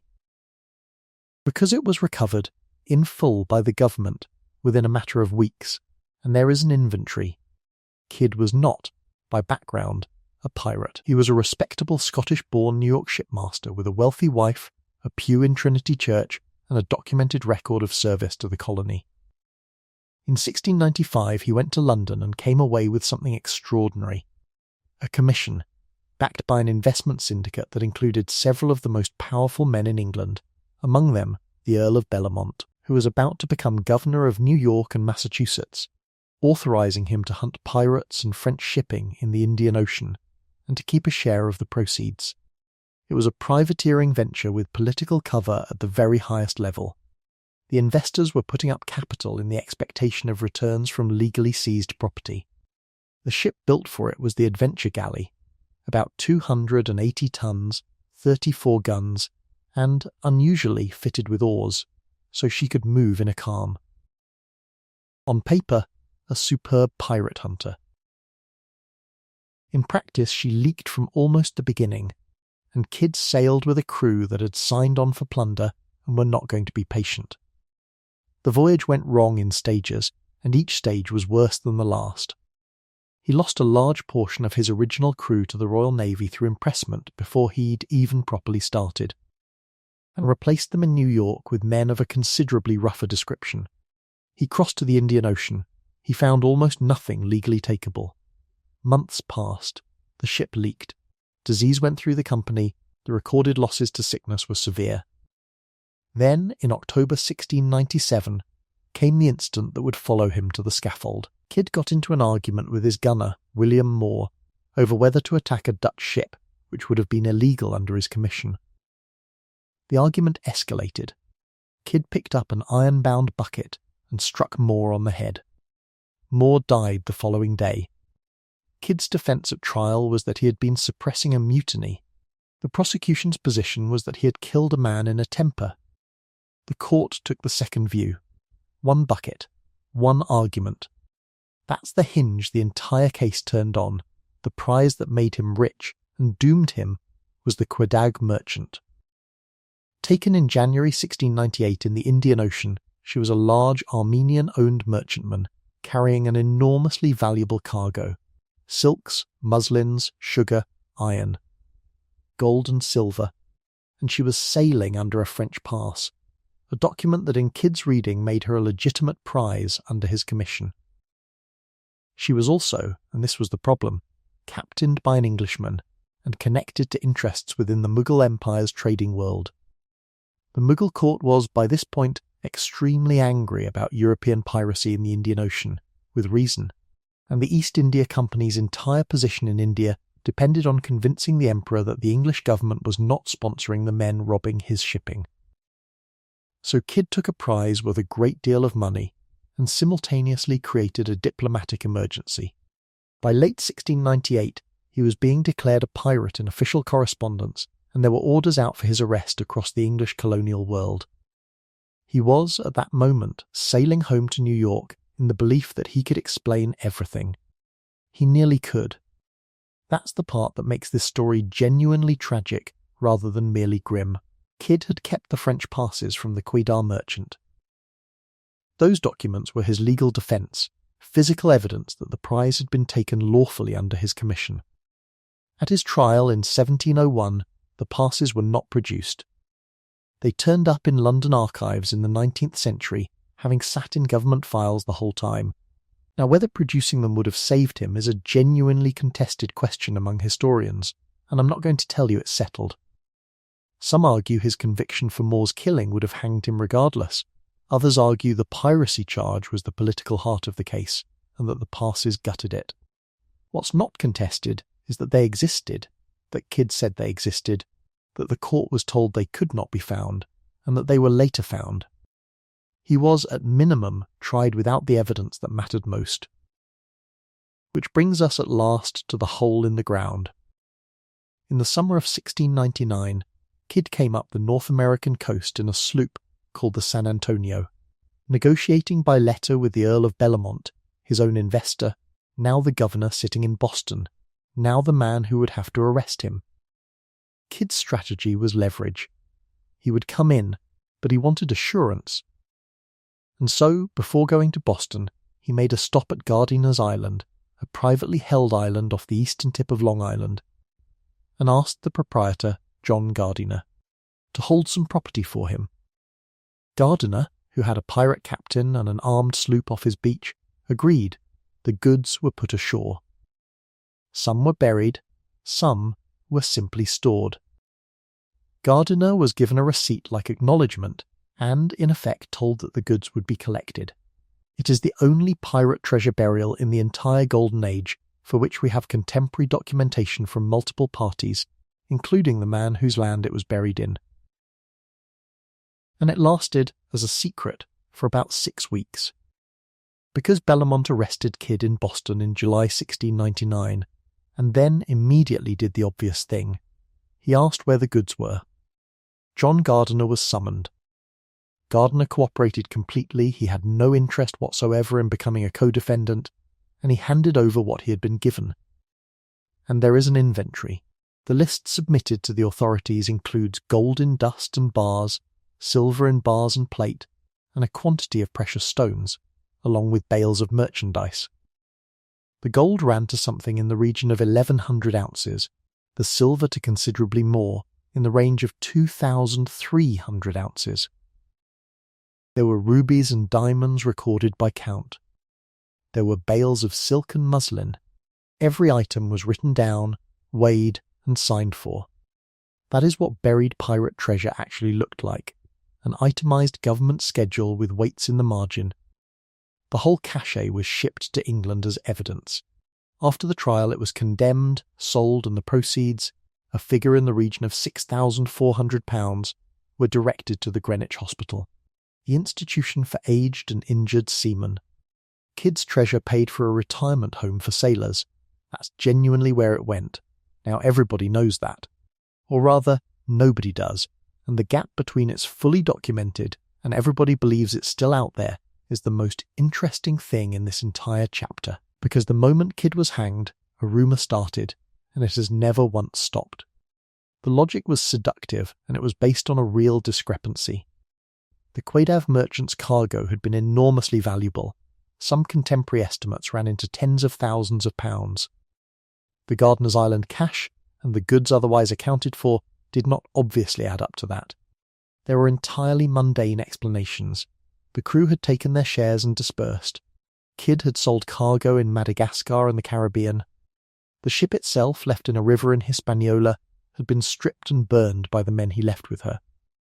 Estimates of the original cargo were, as always, generous. But there was a gap. And into that gap, for 300 years, people poured shovels. Long Island, Block Island, the Connecticut coast, the Hudson Valley, Nova Scotia, the Thames estuary.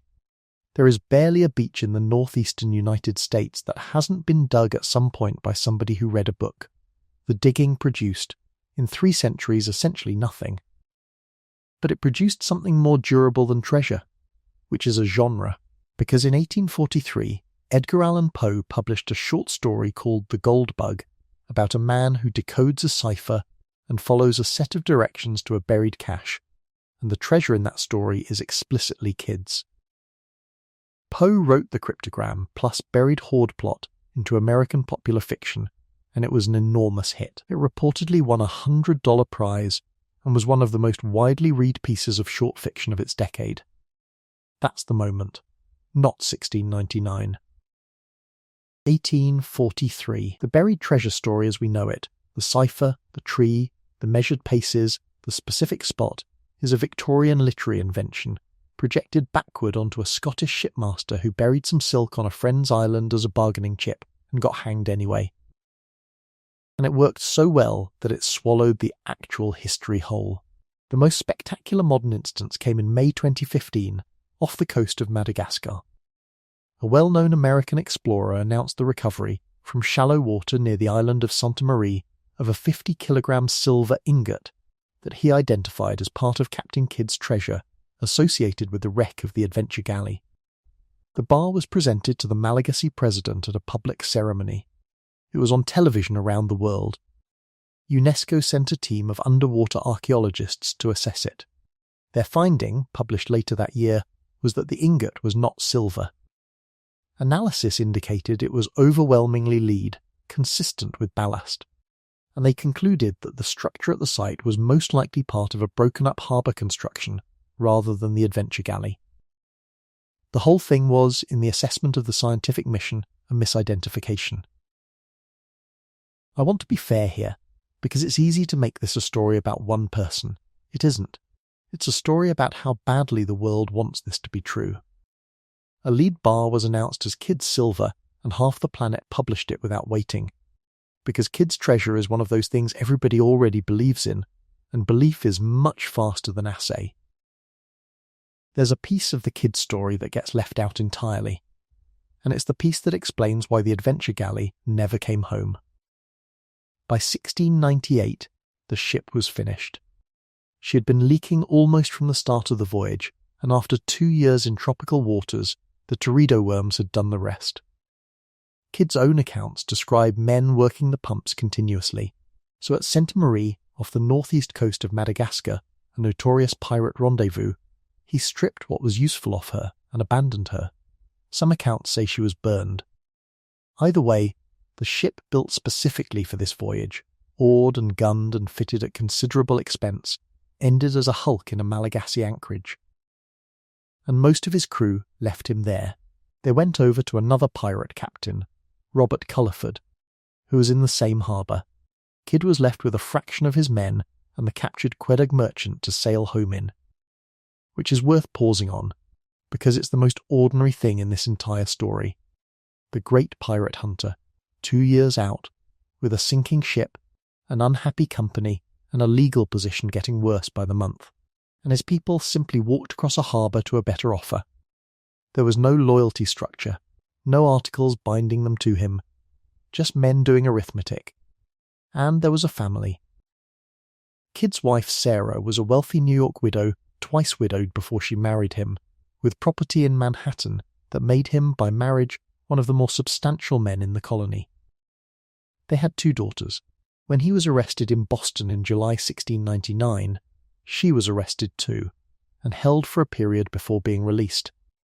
The family's property was seized in the aftermath. She spent years afterward petitioning for its return. He wrote to her from custody. The letters that survive from Kidd in this period, the petitions to Parliament, the appeals, are the writing of a man who cannot quite believe the machinery he is inside, insisting repeatedly on the same facts to people who had already decided. There's a detail in the Gardiner's Island episode that stays with me. When Kidd stopped there in the summer of 1699, before Boston, before the arrest, Sarah was aboard the sloop with him. She was there when the goods went into the ground. So the one genuinely documented pirate treasure burial in history was witnessed by the buryer's wife, dug up by the government within 6 weeks on the testimony of a cooperative landowner, itemised by a clerk, shipped to London as evidence, sold, and given to a hospital for old sailors. And the woman who watched it happen spent the next several years writing letters trying to get her own house back. That's the treasure map. That's what's actually at the end of it. And Kidd himself? He spent over a year in Newgate before trial, much of it in conditions his own petitions describe as severe. He wrote to Parliament. He offered, repeatedly, to lead an expedition to recover goods from the Quedagh merchant in exchange for his life. Nobody took the offer. The political situation had moved past him. The men who had invested in his voyage had every reason to want the whole matter closed with him at the end of a rope rather than in a witness box. He was convicted on the murder of William Moore and on 5 counts of piracy. He was hanged twice, in effect, on the 23rd of May 1701. His body hung in chains over the Thames, and the wreck of the Quedagh merchant, the ship he abandoned in the Dominican Republic, was located in shallow water off Catalina Island in 2007 by researchers from Indiana University. 10 feet of water. 70 feet from shore. Cannon and anchors and ballast. Sitting there since 1699 in water you could stand up in. No treasure. It had been stripped in 1699 by the men who burned her.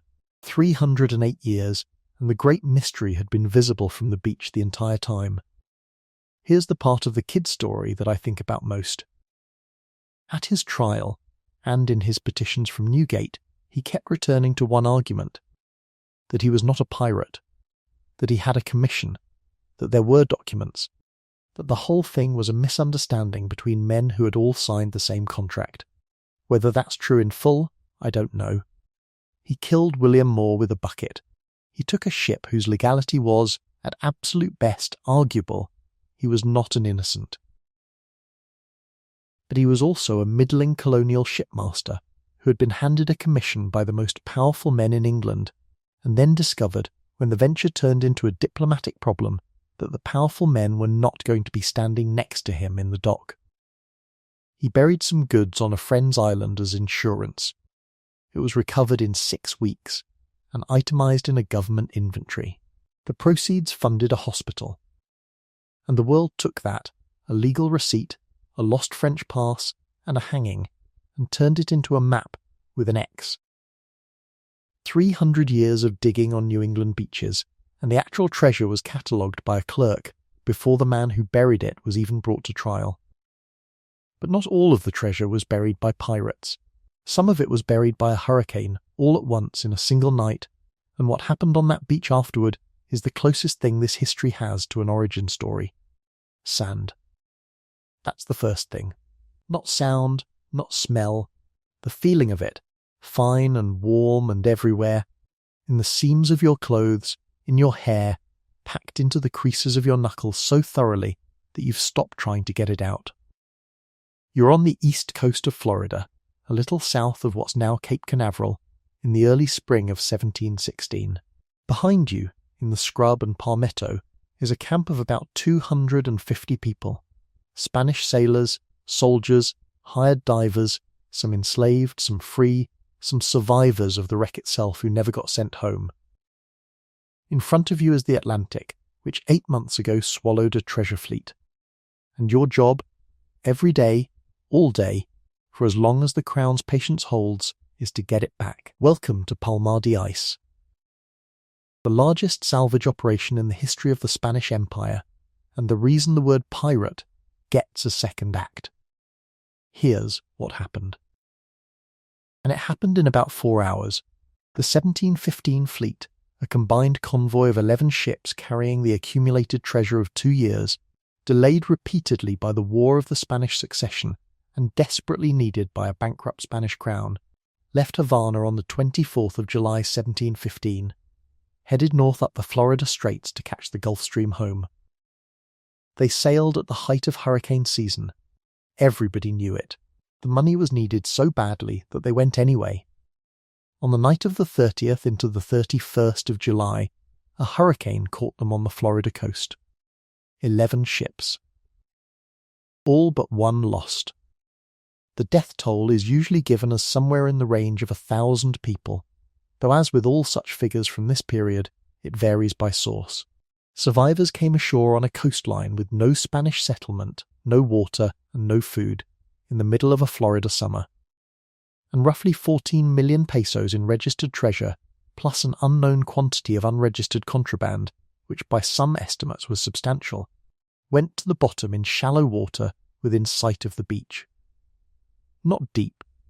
That's the crucial detail, most of it in 20 feet or less. Close enough to see. Close enough to swim to, just far enough to kill you.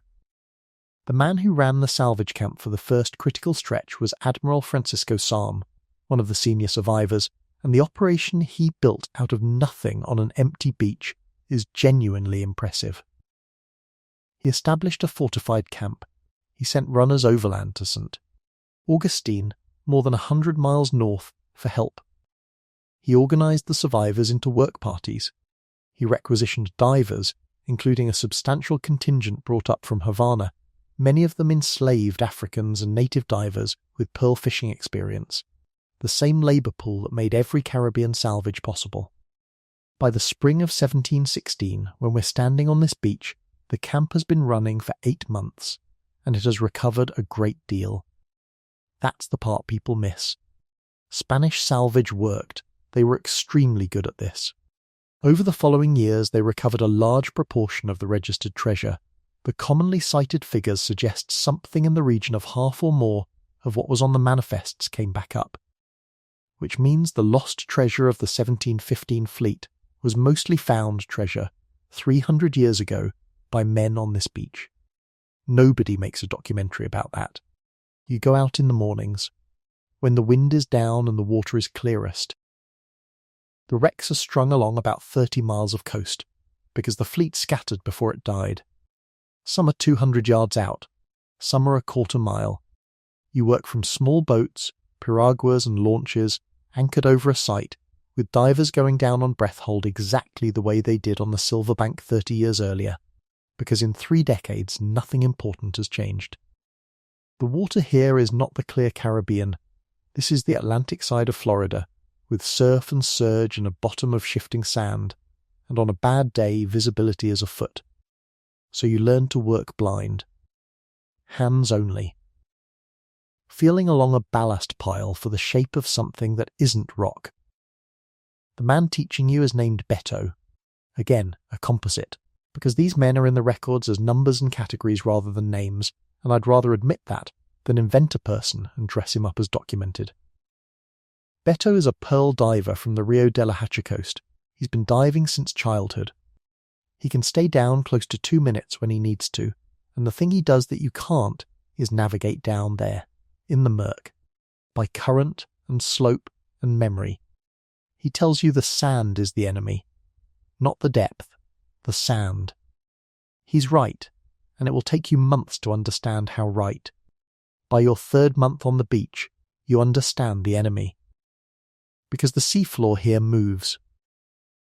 A nor'easter comes through and the bottom rearranges itself, 3 feet of sand deposited over a site you worked last week, or 3 feet stripped away to reveal something nobody has seen since the storm.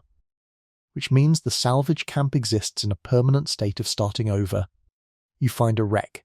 You work it. A gale comes. You lose it. You find it again in a different configuration with different things exposed.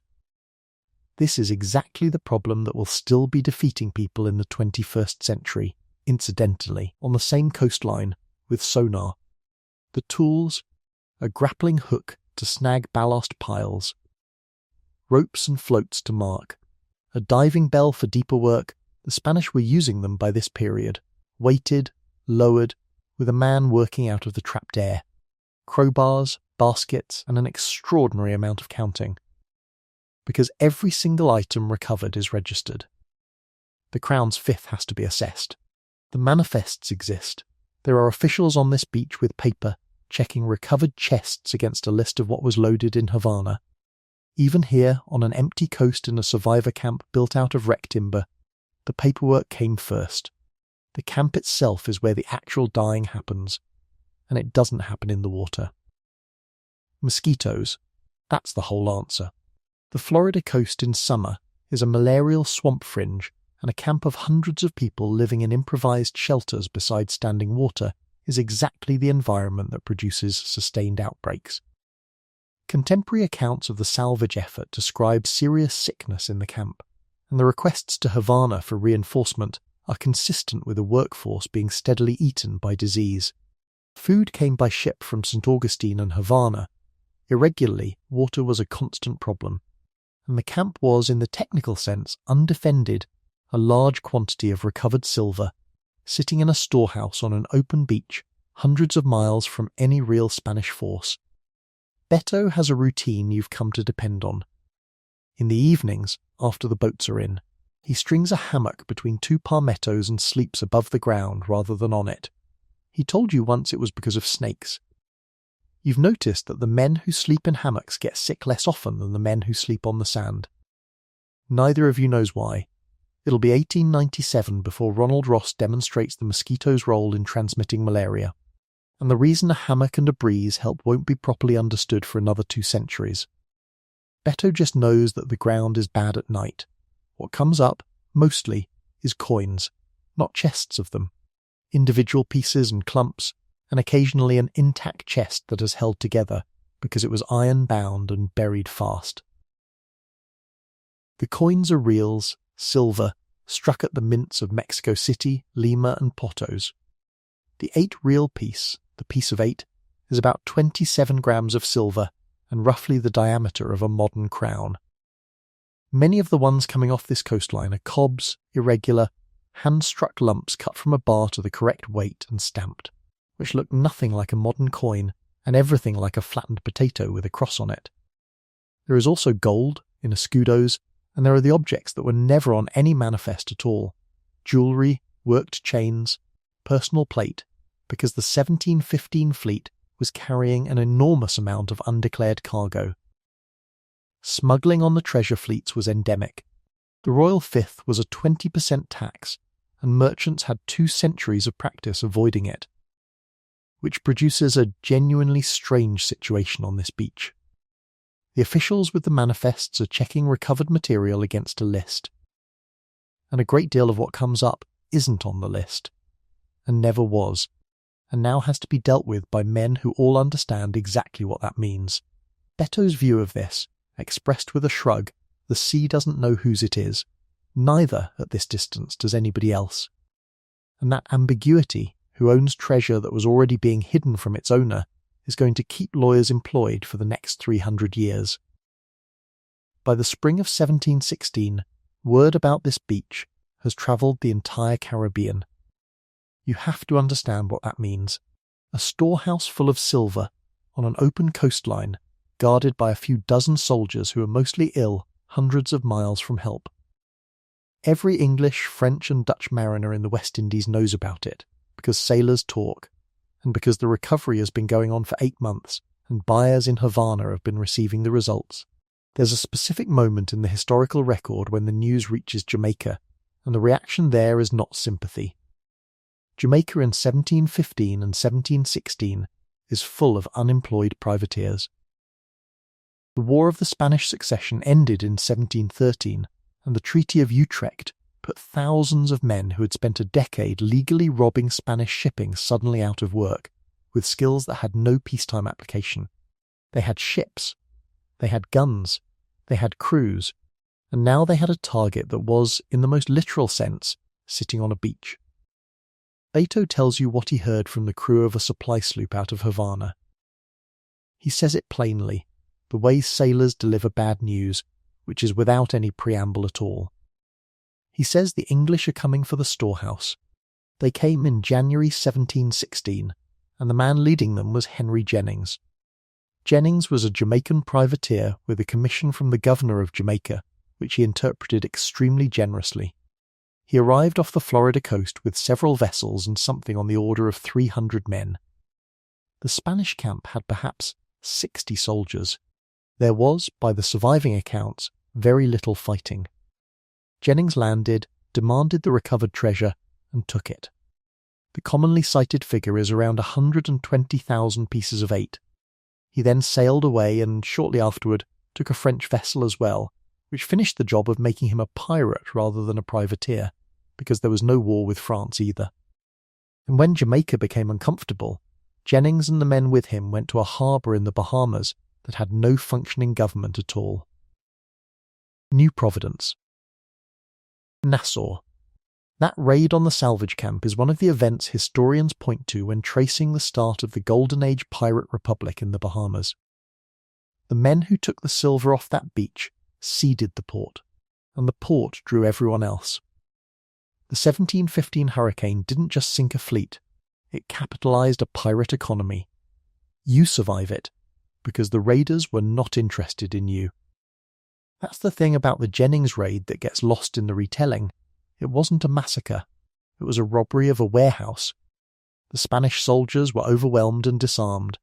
The divers and labourers, the enslaved, the hired, the pressed, were, as far as the record indicates, largely irrelevant to the raiders' purposes, which is its own kind of statement about where you sit in this world.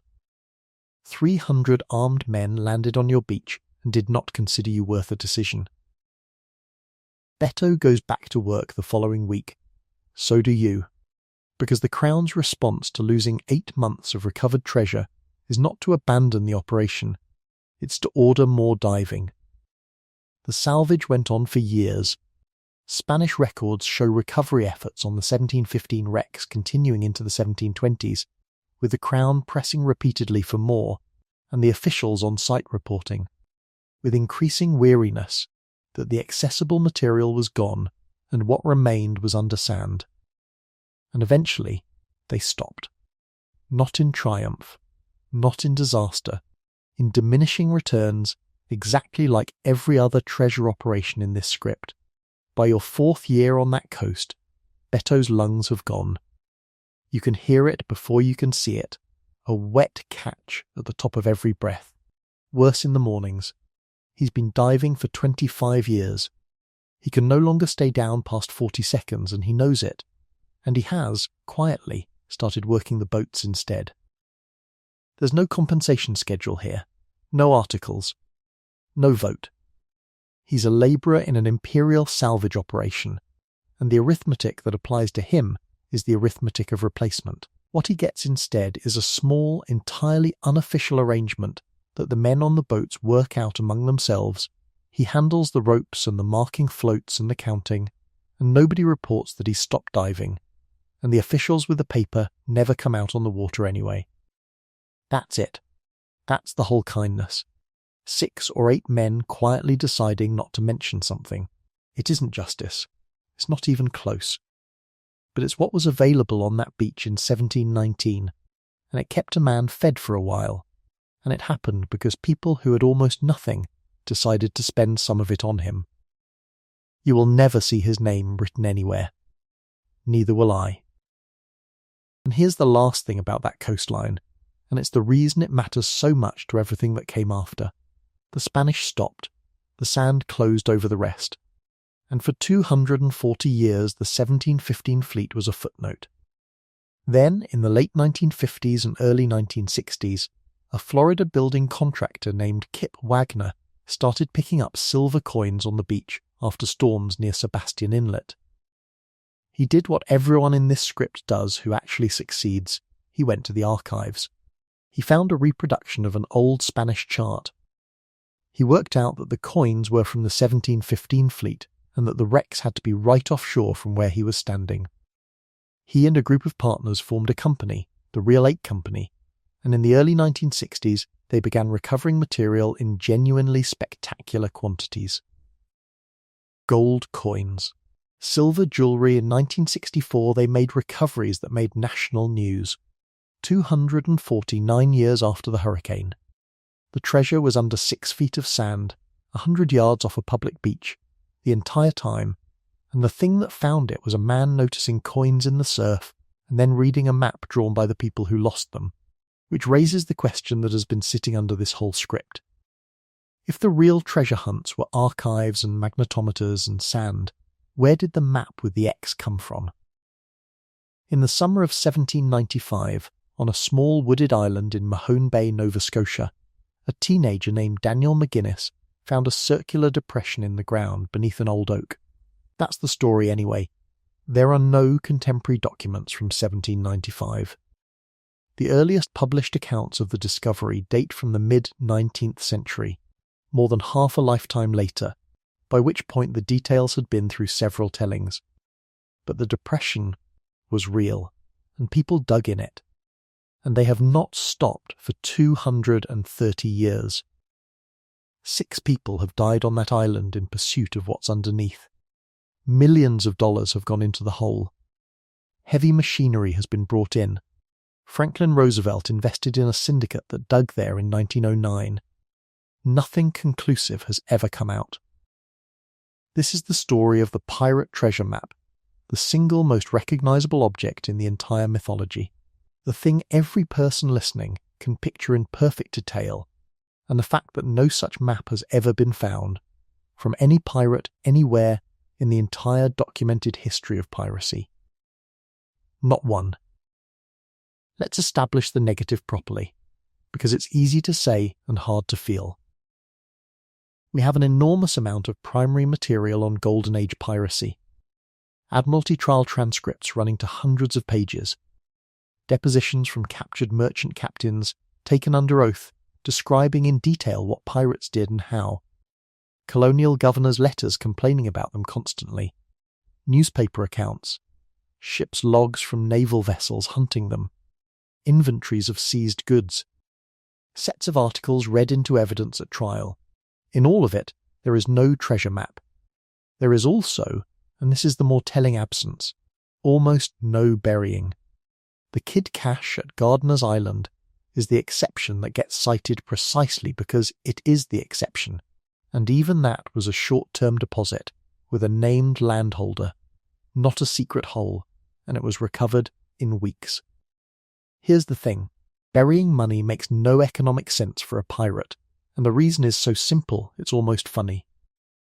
They divided the plunder immediately. Under articles.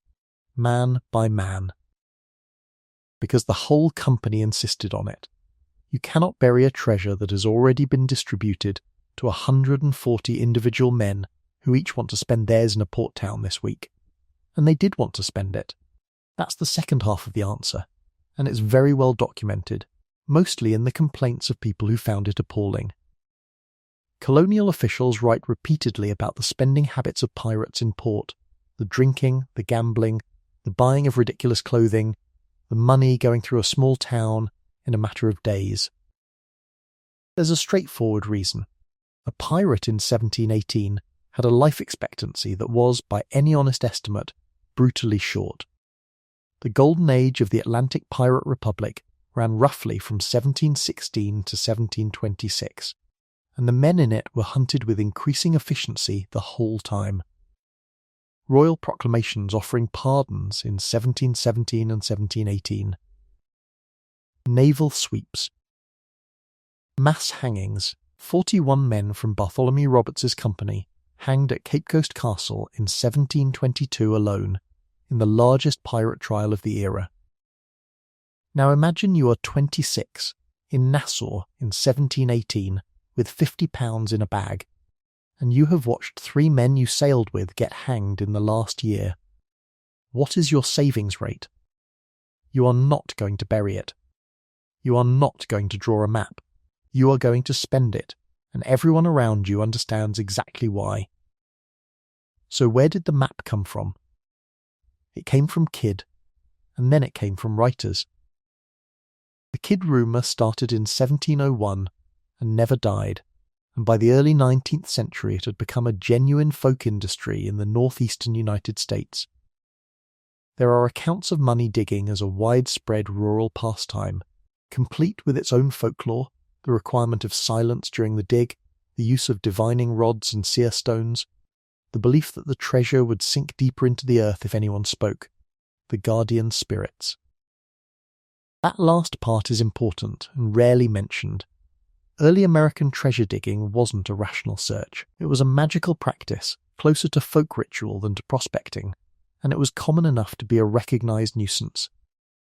Washington Irving wrote it up in the 1820s in stories about Kidd's money diggers, satirically, because he thought the whole business was ridiculous, and it was ridiculous enough to be funny. Then Edgar Allan Poe took the same material and did the thing that changed everything. He made it solvable. The Gold Bug, 1843, A parchment. Invisible ink revealed by heat. A cipher. A skull nailed to a branch of a tulip tree. A bullet dropped through the left eye socket. A measured line of 50 feet. A dig. And, at the end, Kidd's treasure recovered by reason. By a man who worked it out. Poe was fascinated by cryptography. He'd run a newspaper column challenging readers to send in ciphers he would solve. He put that obsession into a treasure story and produced something genuinely new. The idea that a hidden hoard is a puzzle with a correct answer.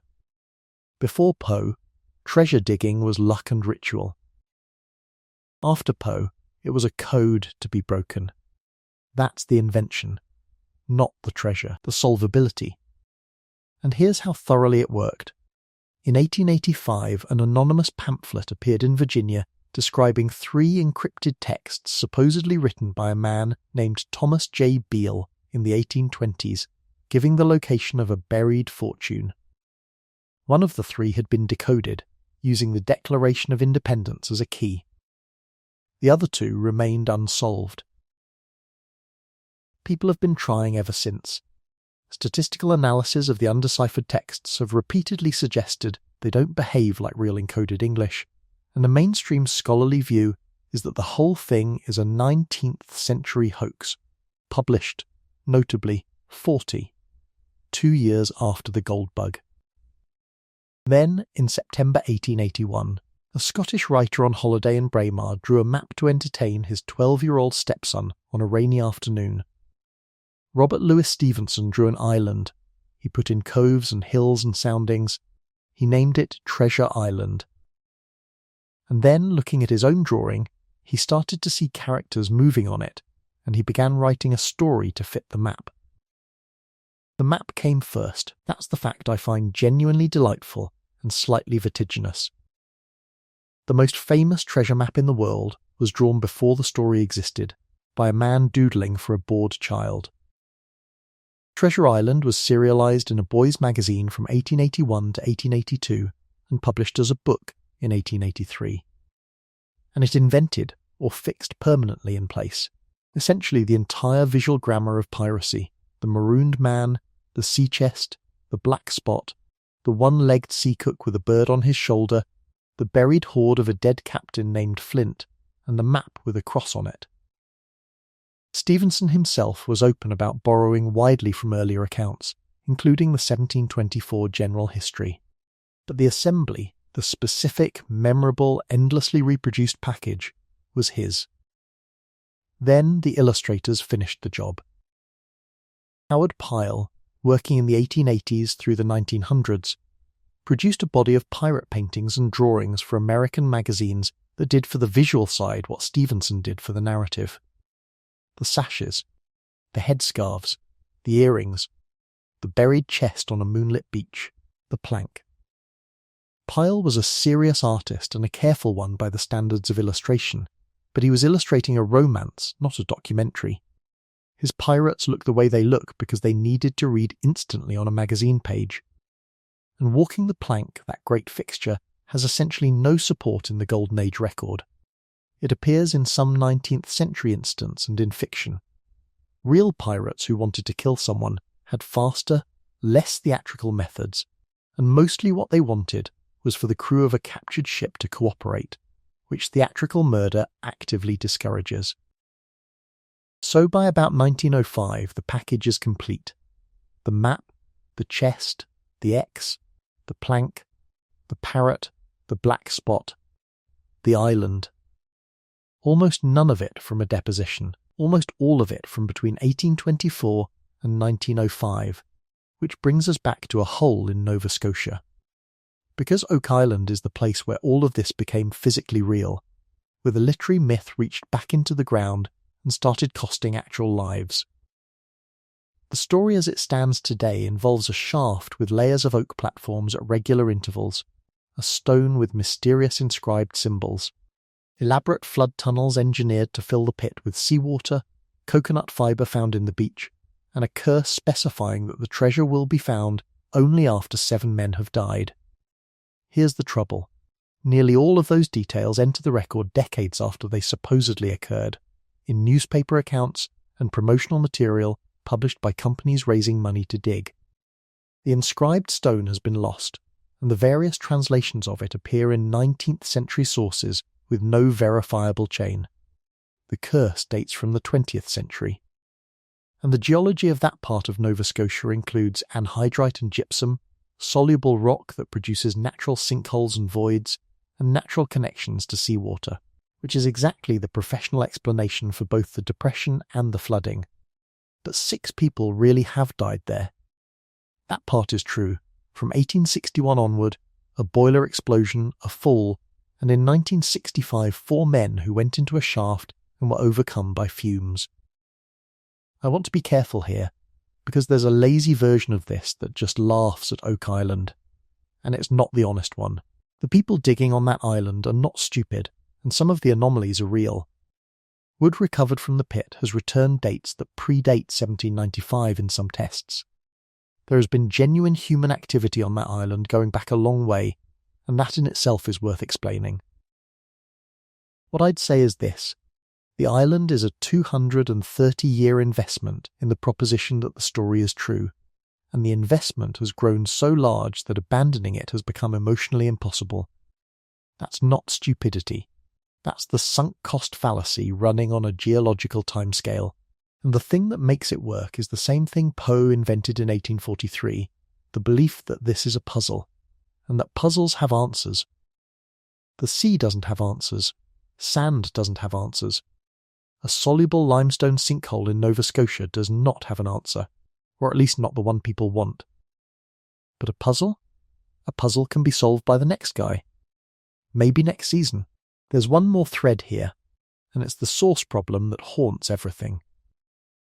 In 1724, a book appeared in London, a general history of the robberies and murders of the most notorious pirates, published under the name Captain Charles Johnson.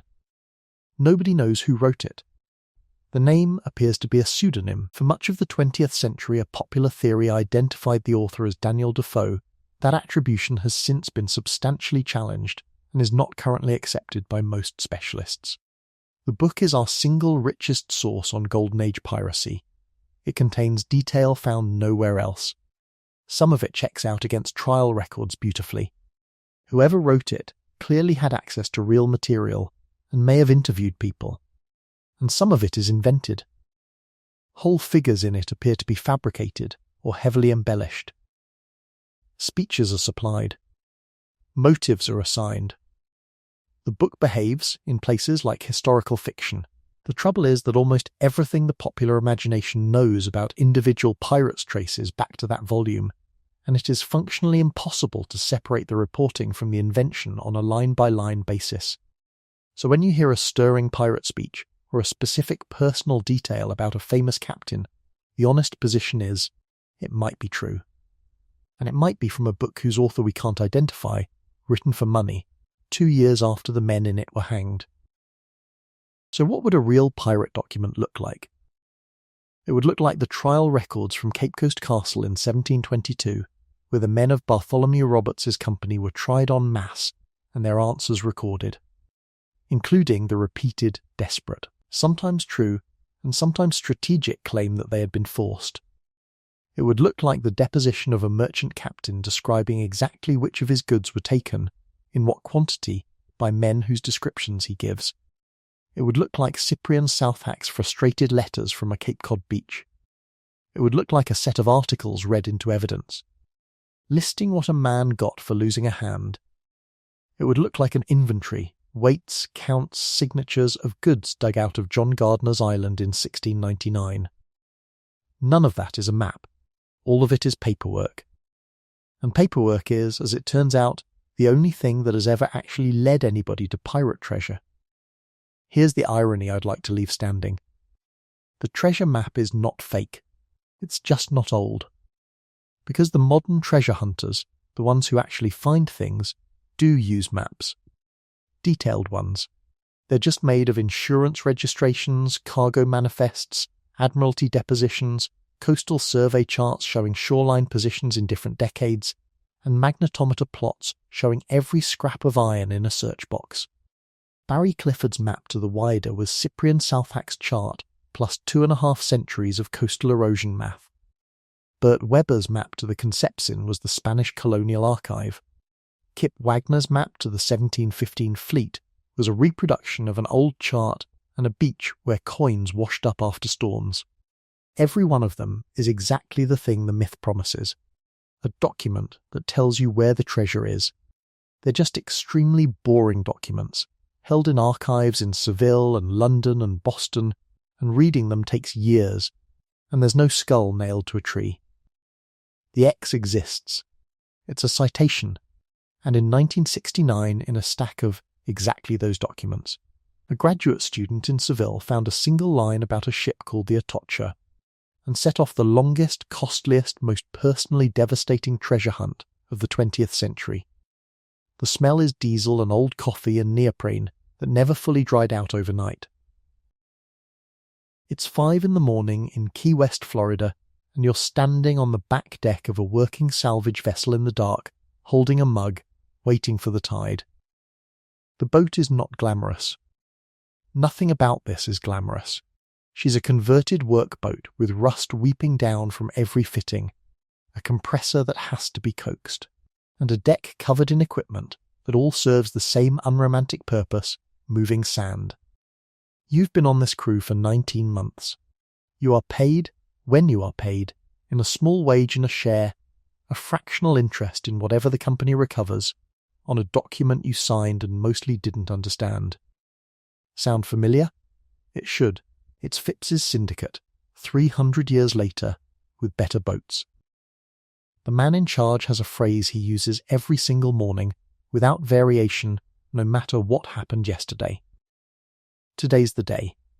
He has been saying it since 1969. The crew member you know best is a magnetometer operator we'll call Ray, a composite, standing in for the working divers and technicians who make up the actual labour of every operation like this, and whose names generally don't survive into the documentaries. Ray is about 50. He was a Navy diver, and then a commercial diver, and now he sits in a small hot cabin, watching a needle. He has a habit. He keeps a paperback jammed behind the instrument rack, and he reads exactly 1 page between passes. Not a chapter, a page. He says it keeps him from watching the needle so hard that he starts seeing hits that aren't there. He's been on this project longer than you've been alive. Functionally, he has watched people join and quit and join again. He has an entirely unsentimental view of the whole enterprise, which he expresses roughly as, the ocean doesn't owe anybody anything. He treats you the way people treat someone they expect to still be here in a year, which is to say, without much ceremony, and with a great deal of practical instruction. He's the one who taught you to work a survey line properly, and to log a hit even when you're certain it's a beer can, especially when you're certain it's a beer can. Here's what you're looking for, and it's been missing since 1622. Nuestra Señora de Atocha was the Almiranta, the rearguard warship, of the 1622 Tierra Firme fleet, carrying registered treasure from Cartagena and Havana toward Spain. Silver bars, copper, gold, emeralds from the Muzo mines in Colombia, some of it registered, and a great deal of it, by every historian's assessment, smuggled to avoid the royal tax. She left Havana on the 4th of September 1622, late in the season, and ran into a hurricane the next day. She went down in the Florida Keys. So did several other ships of the fleet, including the Santa Margarita. Of the roughly 265 people aboard the Atocha, 5 survived, 3 sailors and 2 enslaved men, who lived by clinging to the mizzenmast, which was still above water because she sank in about 55 feet. 55 feet. Spanish salvors got to the site within days. They could see the mast. And then a second hurricane came through in October, tore the mast off, broke the ship apart, and scattered her across miles of seafloor. The Spanish searched for 60 years. They never found her again. By your second season, the shape of the work has become the whole of your life. You run survey lines. You log hits. You dive on hits. Most hits are nothing. Modern debris, a bit of pipe, a natural iron-bearing rock. When there's something worth excavating, you use the mailboxes, those great elbowed ducts lowered over the propellers, turning the boat's engines into a downward jet that blows a crater in the bottom. Clear water goes down, sand comes up, and blows away in a plume you can see from the surface. It's an extraordinarily blunt instrument, and it is exactly the thing that professional archaeologists object to most strongly, because you cannot excavate stratigraphy with a propeller. That argument is real, and it's not resolved. There are marine archaeologists who consider what you're doing on this deck to be the systematic destruction of the world's most fragile historical sites for private profit. There are salvors who point out that the sites in question would be undiscovered, unstudied, and eventually destroyed by storms and trawlers if nobody had commercial reason to look. Both positions have real weight. You will hear both loudly for the rest of your working life. Today, you're just watching sand. The turning point of the whole project didn't happen on a boat. It happened in a reading room in Spain.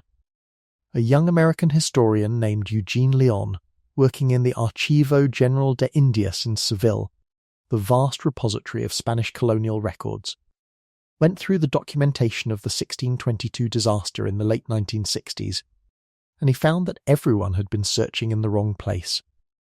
The location that had been assumed for the wrecks was based on a misreading of a place name in the old accounts. Lyon's work in the primary documents relocated the search area substantially, pointing the operation toward the Marquesas Keys, west of Key West. That's the map. That's the actual literal treasure map of the 20th century's greatest treasure hunt, a historian correcting a place name in a 17th century Spanish document. Ray's version of this, delivered flatly one afternoon, everything we do out here, some guy in a library already did. He's not wrong. And there's a second, smaller Lyon contribution that's just as important. He found the manifests. The actual lists, weights of silver bars with their registration numbers, which means when you find a bar, you can look up its number. On the 13th of July 1973, the operation recovered 3 silver bars. The numbers stamped on them matched numbers on the Atokas manifest, and the weights matched too, within the tolerance you'd expect. That's the moment the site was confirmed. Not a chest. Not gold. 3 bars and a document from 1622 agreeing with each other. It's the same event as the Wider's Bell. In a different form, the instant a pile of stuff on the seafloor becomes a named ship in the historical record. And then, and this is the part that breaks people, nothing much happened for another 12 years, because they had found the trail, not the ship. The 1622 hurricanes had scattered the Atoki over a debris field miles long, and the main body of the cargo, the part they called the mother lode, was somewhere along that scatter under sand that moves. So you follow a trail of dropped objects across the seafloor at a rate of, on a good year, a few hundred yards. 12 more years. On the 20th of July 1975, the operations diving team located 5 bronze cannon from the Atocha, a major, unambiguous find. 4 days later, one of the operation's vessels, the Northwind, capsized in the night while at anchor. 3 people died. Dirk Fisher, the young diver who had led the team that found the cannon, and who was the director's son, his wife Angel, and a diver named Rick Gage. They were in their 20s. I'm not going to put a joke anywhere near this segment, and I'm not going to dress it up either. The man in charge got up the following week and said the phrase again. Today's the day. He kept the operation running for another 10 years after burying his son and his daughter-in-law. There is a version of that which is heroic, and a version which is something much harder to look at, and I genuinely don't know which one is true. Possibly both. The people closest to it have said different things at different times. What I know is that treasure hunting has a cost structure that isn't in any prospectus. By 1980, the fight had moved into a courtroom, and it stayed there for years. The state of Florida claimed the wreck and the artifacts. The federal government got involved, the operation sued, and the case worked its way up through the federal courts. In 1982, the Supreme Court ruled in the salvor's favour on the jurisdictional questions at issue, and the broader litigation ultimately established the company's claim to the site under federal admiralty law rather than state ownership. 8 years of litigation. Legal fees that ran to a substantial fraction of everything the operation had recovered. Nobody puts this in the pirate movies, and it's genuinely the single largest practical obstacle in modern treasure hunting. Not sharks, not storms, standing. Who owns a wreck? Which sovereign? Which court? Whether the original owner's successor state, Spain, most often, retains title to a warship lost with sovereign cargo. Ray's summary of the legal situation, which he delivers while reading his one page. We found it, and now we get to find out who it belongs to. The 20th of July 1985. 10 years to the day since Dirk Fisher found the cannon. 10 years to the week since he died, a dive team working the scatter trail west of the Marquesas came up on something that the reports of the day describe in almost identical terms over and over, because there wasn't a better way to say it. A reef of silver bars. The main pile. Roughly 1,000 silver ingots stacked and concreted together. Hundreds of thousands of coins. Gold chains, gold bars, gold discs. Emeralds, thousands of loose stones, from the Muso mines, most of them contraband that never appeared on any manifest at all. The figure that got attached to it in the press was around $400 million. 16 years. One operation. 3 lives lost directly, and a great many more people who gave a decade of their working lives to it, and walked away with a share that, after legal fees and taxes and the sheer number of people involved, was a fraction of what any of them had pictured. And a boat full of people on a Saturday in July looking down at a wall of silver in 55 feet of green water. Here's what happened to it, because that part matters and it's rarely told. The recovered material was distributed among investors and crew according to shares, the same structure Phipps's syndicate used in 1687, and the same structure a pirate company's articles used in 1718. Most of it was sold. Coins went into the collector market. Emeralds went into jewellery. A portion went into a museum in Key West, which is still there. And a very substantial argument continued, and continues, about all of it. In 2001, UNESCO adopted a convention on the protection of underwater cultural heritage, which discourages commercial exploitation of historic wrecks and treats them as heritage rather than salvage. Many countries have ratified it. Some major maritime states have not. The trend, though, is unmistakable. In 2012, after a long legal battle, an American company was ordered to return roughly 500,000 silver and gold coins recovered from a wreck it had designated the Black Swan, identified in court as the Spanish frigate Nuestra Señora de las Mercedes, sunk in 1804, to Spain. 17 tons of coins were flown to Madrid. The era in which you could find a Spanish wreck and simply own it is closing. So what does pirate treasure hunting actually look like at the end of all this? It looks like a man in a reading room in Seville in 1969, correcting a place name. It looks like Ray reading one page of a paperback between magnetometer passes for 11 years because he's learned not to stare. It looks like a converted workboat at 5 a.m. with rust down the fittings and a compressor that needs coaxing. It looks like a crater blown in the seafloor by a propeller and a diver going down into a sand cloud with his hands out. It looks like a courtroom. It looks like 3 coffins in 1975 and a man getting up the next week to say today's the day. And roughly once every generation, it looks like a wall of silver bars in 55 feet of water off the Florida Keys on the anniversary of the worst day of somebody's life. That's the whole thing. That's the actual shape of it. The emeralds are the detail I keep coming back to, because they're the one thing on that wreck that behaves like a story. They came from the Muso and Chival mines in what's now Colombia, the finest emerald source in the world then, and arguably still, worked under a forced labour system that killed people at a rate the Spanish administration itself found alarming. Most of the Atocha's emeralds were contraband. They don't appear on the registered manifest in anything like the quantities recovered.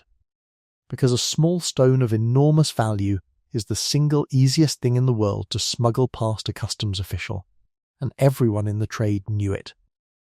So they went into the ship unrecorded, and they went into the sea unrecorded, and they came up 3.5 centuries later as loose green stones in a basket of sand. Thousands of them, some the size of a fingernail, a handful of them very much larger.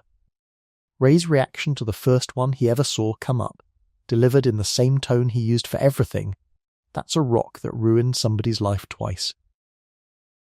He wasn't being poetic. He meant it fairly literally. Somebody died getting it out of a mountain. Somebody died carrying it across an ocean. And then it sat in the dark for 363 years, and now it's in a plastic tray on a rusting deck off Key West, while a man with a clipboard assigns it a number. The last time I want you down there is at the moment before anybody knew, 1985. Late morning. A diver going down the anchor line into water the colour of bottle glass, doing what he's done 400 times, checking one more hit on a list of hits. 55 feet. Sand, the faint mechanical drone of the boat above. And then a shape in the murk that is too regular. A straight line where there shouldn't be one. The same thing the diver on the Silver Bank saw in 1687, and the same thing Barry Clifford's team saw off Wellfleet in 1984, because it is always the same tell, geometry where nature doesn't make geometry. He gets close enough to see what it is, and for about 4 seconds, before he goes up, before the radios, before the lawyers and the news crews and the appraisers and the arguments about heritage, for about 4 seconds, one person floating in green water is the only living human being who knows where the Atocha is. 363 years. 5 survivors clinging to a mast. 60 years of Spanish searching. 16 years of a boat going out. 4 seconds. That's the treasure. Everything after that is paperwork. So, let's come back up. Slowly, that's the rule, and it always was. Think about the sound we started with all the way back on the Silver Bank in the winter of 1687. Hammering, men sitting cross-legged on a hot deck under a Caribbean sun, breaking coral off silver bars with chisels, while somewhere below a diver whose name nobody wrote down held his breath at 50 feet and worked a 60-pound bar loose with his fingers. Everything we've walked through tonight is that same sound in different clothes. Cyprian Southhack on a cold Cape Cod beach in May 1717, writing letters nobody would answer, while farmers with carts got there first. Hendrik with his little leather book, counting barrels of flour on a stolen ship. A boy of about 9 in a silk stocking, in the surf off Wellfleet in a nor'easter. Beto sleeping in a hammock because the ground was bad at night. Ray reading one page between passes. None of them got a map. Not one of them ever saw an X. What they had was patience, and paperwork, and each other, and a set of articles, sometimes, that had already worked out what a hand was worth. The silver is all spent now, melted, sold, set into rings, put behind museum glass. What's left is the stranger, more durable thing, the fact that people went into the dark water again and again, for a fraction of a share, and that some of them looked after each other while they did it. You don't have to go down tonight. There's no rope, no stone, no counting on the surface. You're warm. You're dry. Nothing in this room is trying to sink. Tonight, that's enough. Sleep well.